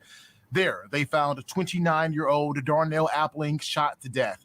Police say after contacting the family, Appling's mother showed them a Facebook message where Smith threatened Appling. Appling's mother says she immediately knew her son's death was linked to the post. It said, you better put your on a leash before something happens to you. According. Wow. No, over, girl. Goddamn, Sarah Shepherd. She fucking had she's a goddamn mud shark, man. Single mother, probably 9 times out of 10. These women are single mothers more commonly than sisters are. Isn't that crazy? Like when they have babies with black dudes, they have a higher single mother rate than black women. Is that true? I didn't know that. It's 92%. With these women. That's the single mother rate with these women. It's 92%. And with sisters is 77%. Hey, y'all were talking about the death penalty earlier. Do you know what the Vikings did instead of the death penalty? No, what What? do they do? They would they do castration and blindness. So That they sucks. cut off your nuts and gouge out your eyes, That and then sucks. let you walk around, let you live. That's what they did to that girl granddaddy when he asked for that receipt, ain't it? Yeah. What? That Where was that? that judge, they Yeah. cut her granddaddy private parts off and keep Oh, like they was doing it in America. Mm, okay. I Yeah, didn't. well, Yeah. I'm sure you're talking about a lynching. Well, yeah. Yeah, yeah, yeah. That was their rule. They didn't want to. They didn't believe in killing. They just wanted. They thought it was worse to cut It off is. somebody's nuts and blind them and It let them is. loose. It is worse because here's the thing: you live with that pain. See, this jail thing in America, some men are not punished by prison. Prison is not a punishment for some men because you go there, all your needs are taken care of, your basic needs. You're in Yeah. a environment where you get to do the violence and the violent. You're in a base. You're in your base nature. You're not in a place where like a society where you're forced to conform. You're in a place where you can just unleash your base nature and just be, you know what I'm saying, violent and reprobate. And also you have homosexual love there too. So Do they're they not make you? restricted. Do they make you work like they did Brittany Griner? No, they don't make you work. You Hell can no. work. You can work, right? You can get on the Yeah, detail if you want to. Yeah, so I yeah. mean, and I'm not saying that they should cut some men's balls off or gouge their eyes out. What I'm saying is that anybody, anywhere where there's crime, that would do the trick Was because linked. a lot of guys wouldn't commit crimes. Yeah, because it would be horrifying. Yeah, you wouldn't commit crimes in the first place. A lot of people wouldn't get castrated and get their eyes gouged out because they'd be like, "Oh fuck no, I ain't doing that shit." Right. Knew her son's death was linked to the post. It said, you better put your on a leash before something happens to you. According to Appling's mother, Sarah Shepard, the woman Smith was referring to was his ex-girlfriend and the mother of his child. She said her son was in her car when he and the car were shot up. She Wow. said what makes this harder is knowing Smith and Appling were friends. Smith even posted on his Facebook page a link to a GoFundMe asking his followers to donate to help with Appling's funeral expenses. Wow. Oh, see, they're not all bad. Right. This one right here, this is a unicorn, man. He's a kind murderer. Yeah, Right. man. Sweet guy. Sweet guy. He said, "Man, donate to this guy's GoFundMe." This guy who just passed away. This guy was just murdered by somebody. Wow, this is woo. Baffling, like, because they called each other their cousin. That was his almost like his best friend. Did she say that was So it's just like cousins? hard to believe that you would They called each other because they was placed. Oh, okay. do that over a female. Police say Smith's new girlfriend admitted to them he stole her gun and used it to shoot and kill Appling. He didn't deserve that. He didn't deserve that at all. She says her son is a loving person who would have helped anyone out. Appling leaves behind 2 children. In Memphis, Marcus Hunter, WREG News Channel 3.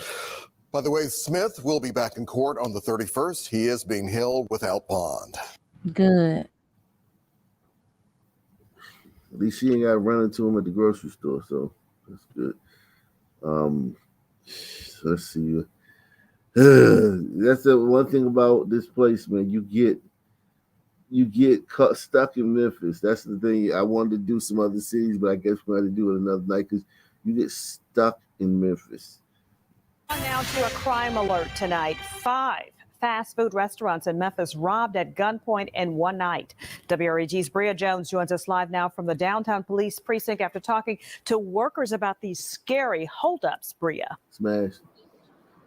Well, Steph, according to police reports, that suspect tried to rob 5 businesses, in some case pointing a gun at kids working after school jobs. Oh my God. This startling video shows a drive-through shakedown at a Taco Bell in Parkway Village. The suspect, seen here in a gray hoodie and mask, is pointing a handgun at a female cashier and then grabs the entire cash register drawer before speeding off. So now, right here, if one of them pulled out a gun and blew his brains out, it would be a question of how many times they shot him and did they do too much. Well, they shot him 5 times. After the 4th bullet, he was not moving anymore. Why'd they shoot him the 5th time? We're fucked, man. Boldness, and people just don't care. According to Memphis police, the same man struck again, hitting 5 fast food restaurants across Memphis from around 8 to 9 Monday night, starting at a McDonald's on Poplar and then going on to hold up a Taco Bell, Crystals, and 2 I other hate that McDonald's side of locations, town. ending the crime spree on Why South. is this? What is it? That's South East. Memphis? That's East Memphis. I Oh. hate it there. It's terrible. It's like, to me, personally, it's the worst part of Memphis. Where's East Memphis? This right here? Yes. So what's this? This is East Memphis too? Like, no, Poplar is like Midtown area. Getwell Road, it's like towards East Memphis, Perkins, Mapmore, all that towards East Memphis. Wow. Perkins Road. At this restaurant, the suspect demanded a teen girl give him all the cash from the register. Police say the suspect got away with $243. She was crying. She was in shock. She was scared. Somebody had pointed a gun at her, and she didn't know what to do. She was just in shock, so she had no choice other but to give up the draw. In all the robberies, police say the suspect placed a food order before demanding cash and speeding off in a blue Hyundai Accent. But eventually, his luck ran out. Workers at this McDonald's told police when the suspect came by their store, he was with an armed passenger. They were able to push the panic button alarm and the men drove away. Like you see all the criminals come through. You serve the good people and the bad people. Customers dining inside the restaurant say it's incidents like this that make them hesitant to come out. They don't care if they shoot anybody. They don't care if they take from anybody. It's just too bold. I mean, just crazy. People are shooting and stealing from place to place. They should take the guns away. Shit. Oh. I bet you want to try that Popeyes. Oh, little girl, you don't know. Oh, little precious baby. God help Bet you you, man. want to try to rob a I think she trying to say they should take the guns away from the criminals. Yeah. Yeah, hope post so. on Instagram and they're a known felon. They should get raided and get the guns stolen back from them. Brown sugar, I really hope that's what she means. No, dude, that's a mammy in training. Man, look, she's a little You ain't kid. trying to take this God little bless her, girl. man. God bless her, man. Just hope she's safe. That's all I'm gonna say. I'm not gonna take this baby.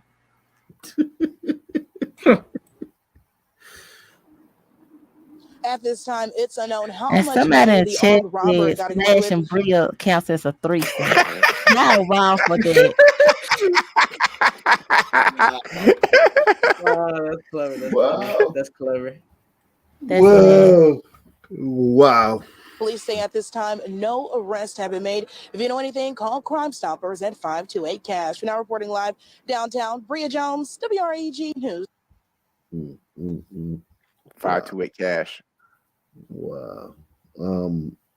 Yeah, this place is a fucking. Oh, we got a glider. Yay! We have a crime alert tonight, a graphic case of abuse. A woman is accused of attacking her 97-year-old grandmother, who described her situation as worse than World War II and the Great Depression. Stacey Damn. Denton is charged with abuse of an elderly or vulnerable adult. WREG's Shay Arthur is live tonight after speaking with experts about what to look out for in cases similar to this. Shay? Nice to meet you, Greg. Yeah, while these allegations are difficult to hear, difficult to talk about tonight, experts want others to be aware. Tonight, Memphis police are investigating after a 97-year-old woman told detectives her granddaughter, Stacy Denton, attacked her at an East Memphis home. The woman telling officers Denton came home drunk, came into her room while she was in bed and started shaking her, saying she was causing trouble. She's accused of kicking the elderly woman so hard in the leg her tissue was exposed. The grandmother made it to a neighbor's house for help, telling investigators she's, quote, been through World War II, the Great Depression, and everything in between, but this is the worst I've ever been through. Melanie Keller is with Meriton. Among the services they provide is help for the elderly. We talked to her about elder abuse. It happens more than people think. It happens in all zip codes throughout our county, throughout the country, and it's very underreported. Statistics show anywhere between 1 in 10 and 1 in 14 cases of elder abuse actually ever get reported. It's usually a loved one, a daughter or a son, or someone they trust, someone they love. So oftentimes seniors do not want to get that person in trouble. Chastity Taylor, elder care coordinator with the Family Safety Center, talked about things to look out for when it comes to abuse. She says, listen to elders and what they say is going on with them. Don't discount what they're saying because of memory impairments or forgetfulness. Watch out for indicators. Look at their physical appearance. If they're starting to have more bruising or they're starting to have to go to the emergency room more often. When in doubt, I always say speak out. It's not up to you to be that detective and figure out exactly what is going on. But if you have suspicions or concerns, go with your gut, make that phone call. Yeah, and it's also part of Tennessee state law to report abuse if you are suspecting it. For resources, you can go to our website, WREG.com. Just click on this story. We're live downtown tonight. Shay Arthur, WREG. All right, let's do one more city, man, before we get out of here, man. Salute to everybody, man. 400 still, or close to 400 still at 2 o'clock in the morning, man. That's big, man. Salute to everybody watching on Rumble, man. Anybody got any city that you want to get to, or we're gonna just get out of here, man. Salute to Johnny Rep on Rumble. Everybody good? Let's see. Somebody said Philly. All right, let's see what's going on. Let's see what's going on. Jesus Christ.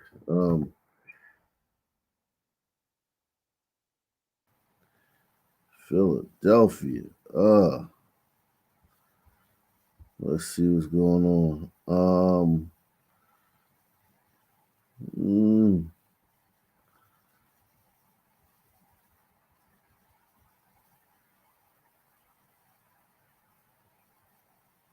Okay, here we go. Alrighty, man. A triple shooting in southwest Philadelphia kills 2 people. Another is in the hospital fighting for his life. It happened just before midnight inside of a Chinese takeout restaurant on Chester Avenue in King Sessing. Reporter Nikki DiMentri went back to the community today. She joins us live from police headquarters with what neighbors are saying. They just had a shooting where 3 were killed and four were shot and 3 were killed the other day. Nikki? Jessica, neighbors throughout the day told me that they are frustrated, they're saddened, and they're disheartened by what happened. 2 moms went as far as saying they're just done with this senseless violence, so much so one of those moms moved her family out of the area 3 years ago. The other mom says she's hoping to do the same very soon. 2 mothers lost their children right across the street from the neighborhood supermarket. It's horrifying. It's a mother's nightmare, and in King Sessing, too many parents fear losing their children. Another mother's crying. I mean, another child is gone. What are the odds we see an attractive woman the whole time we're in Philly right now? Give me the odds, man. I mean, they're not pretty at all. We never see one. That's the problem. Like I could understand, you have an issue with, the women are not attractive in your town. But we haven't seen one in the history of our nation.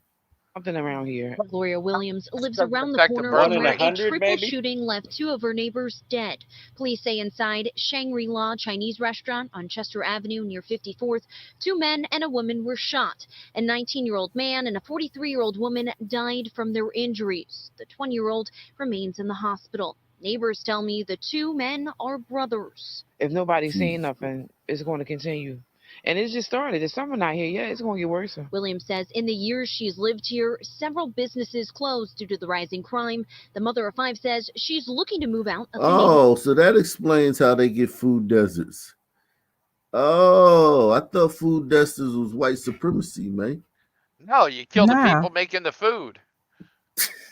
That's why they Rising shut. crime. That's why they shut down Aldi's in South Memphis. The crime was so terrible, and they were stealing so much. They closed the store down. Same shit happened over here in the neighborhood too, man. It's only gonna get worse. The mother of 5 says she's looking to move out of the neighborhood. Because there's too much violence around here, and I have young kids. It used to didn't be like that. I mean, you had your occasional shootings, but not like this. Sharita Manira, a mom of 4, says she moved out of the area 3 years ago. What do you think it would have been like if you? It used to be And you better didn't move before away you 3 years chased all the gliders out.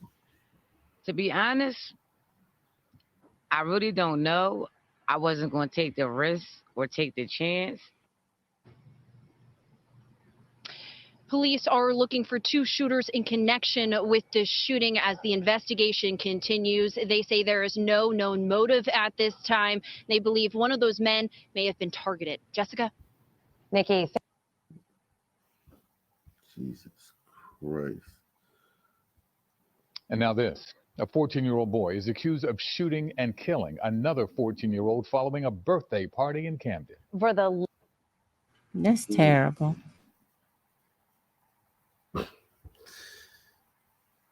At least this is Camden. This isn't What's technically- wrong? What's wrong with these kids? Like, they Welfare. just wired differently. They're sons. I know, Now it's this. just so A weird. 14-year-old boy is accused of shooting and killing another 14-year-old following a birthday party in Camden. For the last month, we have been following the investigation into the murder of Damian Allen and his family's fight to find his killer. South Jersey reporter Brandon Goldner has the new details on how investigators track down the suspect. But at the end of the day, I just want justice for him. He deserves justice. Shemaine Allen says her slain son, Damian, is one step closer to receiving that justice. After the Camden County Prosecutor's Office announced Tuesday they made an arrest in the 14-year-old's murder. His accused killer, also 14 years old. Because of his age, the prosecutor's office is not releasing his name. I can get some sleep, some real sleep now, at least knowing that the person that took my son's life is not still running the streets and living a free life and happy life. Damn. Some rough looking sisters. She done lost her whole patch out her head. Hey, that sucks, bro. But what's he throwing up? She like throwing up George something. Jefferson. I don't know what that is. I've never seen that before. That's some gang. That's some local gang. Obviously, he was with the shits. You could see in his eyes. Oh shit! This is Jersey. Oh fuck. Yeah, this is right across the Real river sleep now, from at Philly. least knowing that the person that took my son's life is not still running the streets ain't gonna get and no living time. a free life and happy life. Investigators say the 14-year-old shot and killed Damian last month outside the Elks Lodge in Camden following a Sweet 16 birthday party. Wait a minute. Sweet 16 birthday party. He shot him right outside. You're right about these newscasters. Got to read these reports every single night and see the same thing over and over. I wouldn't let my 14-year-old go anywhere at night alone in a city like this anyway. When I was in Memphis, I didn't let my son go outside and play with the children in the neighborhood because they were so ratchet. Well, Raj, from what's happening, she let her son go out. So that's all that we need to know. She did. I don't know why Investigators she say the did that. 14-year-old shot and killed Damian last month outside the Elks Lodge in Camden following a Sweet 16 birthday party. Prosecutors say towards the end of the party, an argument occurred between some teens, which escalated once they left the lodge. Detectives say the 14-year-old suspect pulled out a gun and fired, Oh my hitting God. Damian. Smash. Smash what? You said we were look. I told you we were looking for a good looking woman in Philly, and this is No. Crushed. Bria Jones is classy. Yeah, but Bria Jones ain't rocking. Oh Lord. Bria Jones ain't. Bria Jones a Memphis chick. She would never wear nothing like I this. got Dallas Star Lizzo. God damn. Fuck out of here. Somebody said smash with a crowbar. Yeah. Dash. With a waist. Somebody said I love threesomes. Chief of Detectives Robert Ferris says the stunt I don't know, you community probably need a helped sledgehammer for that one. investigators solve this case. It kind of hit the community, and we were able to get a lot of leads from the community. Meanwhile, Allen knows this arrest is only the beginning of what could be a long process to get justice. So she's drawing strength from her children, including Damian. He would go and make sure that everybody was okay and had strength. So I take that from him as well. He's a very strong 14-year-old. He stood on what he believed, and he cared for so many. Chief Ferris says they're still investigating Damian's murder. He says there were a lot of people at this birthday party, a lot of potential witnesses, and they're asking anyone with information or who may have seen something to come forward and talk to investigators. We have more information on how you can do that. Good luck A with triple that. shooting in. Good luck with that. Wow. But that 14-year-old might not even doing a jail time. Yeah. Yeah. Oh yeah. Definitely not. Oh. No, they'll go to the Kids Gladiator Academy. Yeah, because didn't you do a story on another child that was 14 and they didn't get him in a jail time because of the laws change? I know usually you stray away from it, but you didn't do Chicago today at all, right?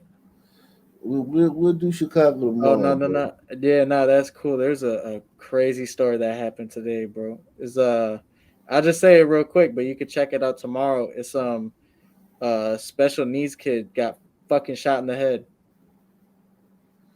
All right, man. Let's just go ahead. Shit was fucked, dude. We'll do this one and then we're gonna get out of here, man. Let me see.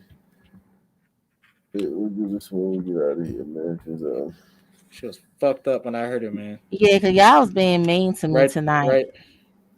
Right there. Yeah. Jesus Riga's father.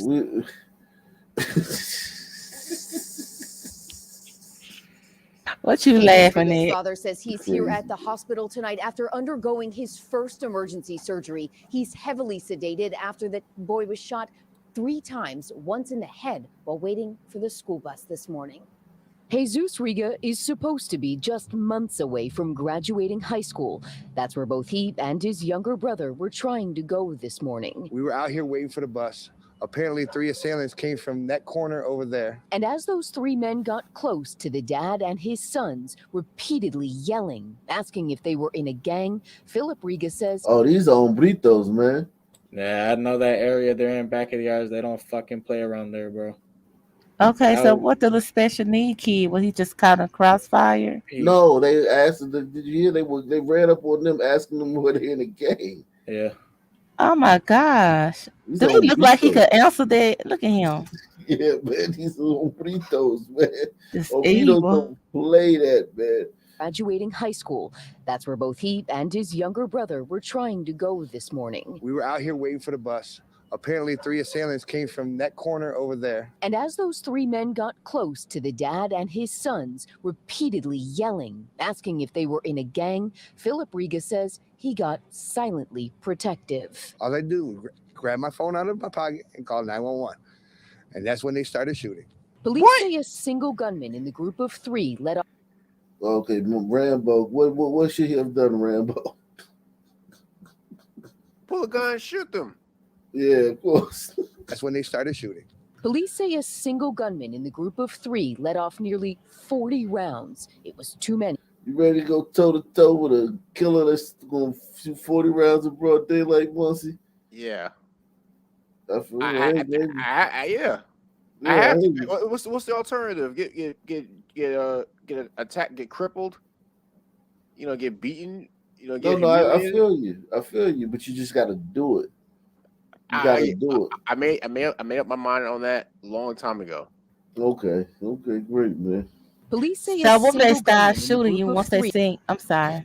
Good. I'm gonna say you carry your gun and your holster, right? What Yeah. if they seen that and just start blasting? They better hit me. Oh, they will. Just Well, something. that's all I can say. They They better hit me. fired 40 shots and hit 3. You might get hit in the shoulder or Hey, something. hey, let me say, because I've been around that area before, and I've heard of people going around that area.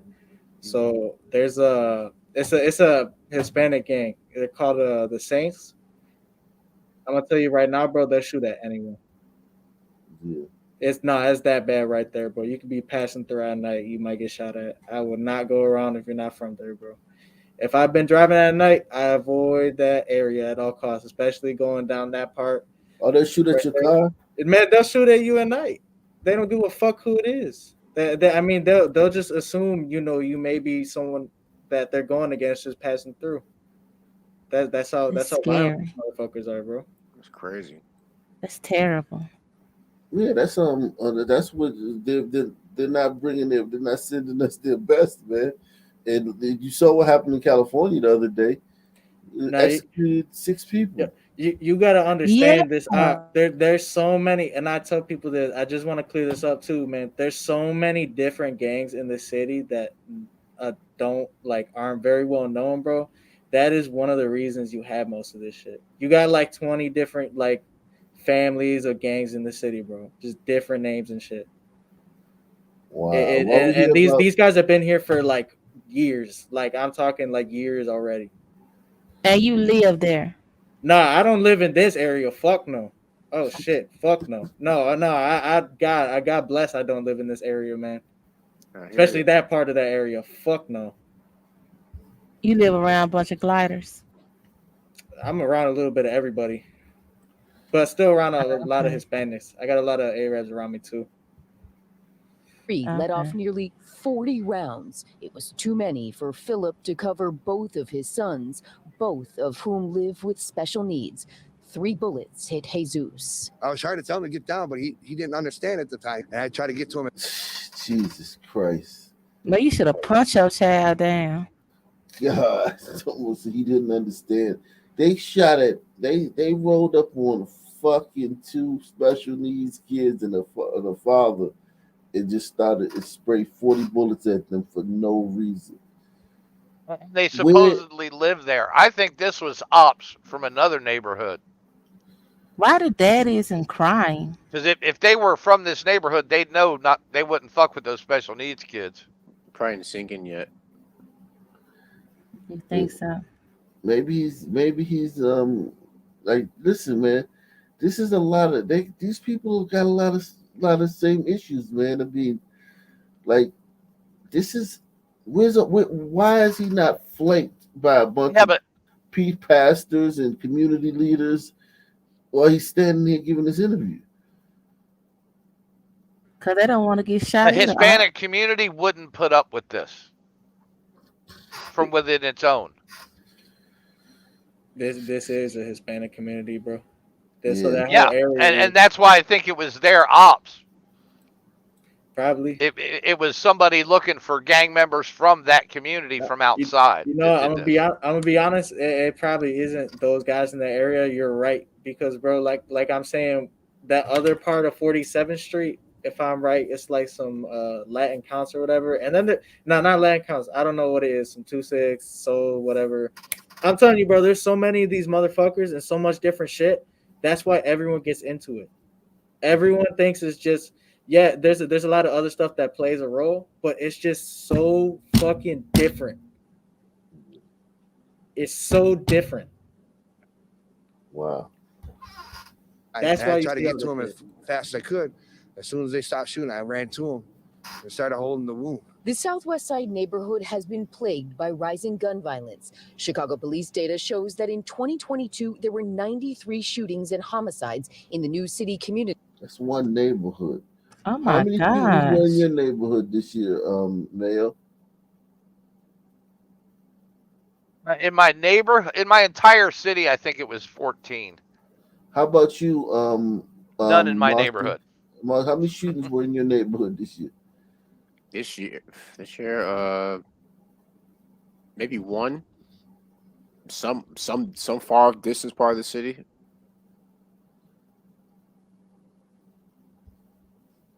Wow. You didn't ask me. Well, Come on, Rush. do you live in? How many? It's 86% white. How many? How many were in your area? It's 86% white. Side neighborhood has been plagued by rising gun violence. Chicago police data shows that in 2022, there were 93 shootings and homicides in the New City community area, which includes back of the yards. In 2021, it was about the same, but that's a 66% increase from 2019 when there were just 56 shootings and homicides. The alderman. There were just 56 shootings in this one neighborhood in 2019. Boy, we had it good. We didn't know how good we had it. Shootings and homicides. The alderman who represents the ward says constant gang warfare is terrorizing innocent residents like Jesus Riga. We cannot protect or give cover to these individuals who did this because this young man deserves better. Police say neither Philip Riga nor his two sons have any gang affiliation whatsoever. Investigators are now going through surveillance video and following up on tips they've already gotten from the community, trying to track down these three armed assailants. All right, guys. Data shows and that on that route, on that note, man, salute the Dope Brigade, man. Thank you for everybody on the panel. Salute to everybody in the chat, man. See you tomorrow. Peace out. Good night. Take care, everybody. Keep your powder dry. Good night.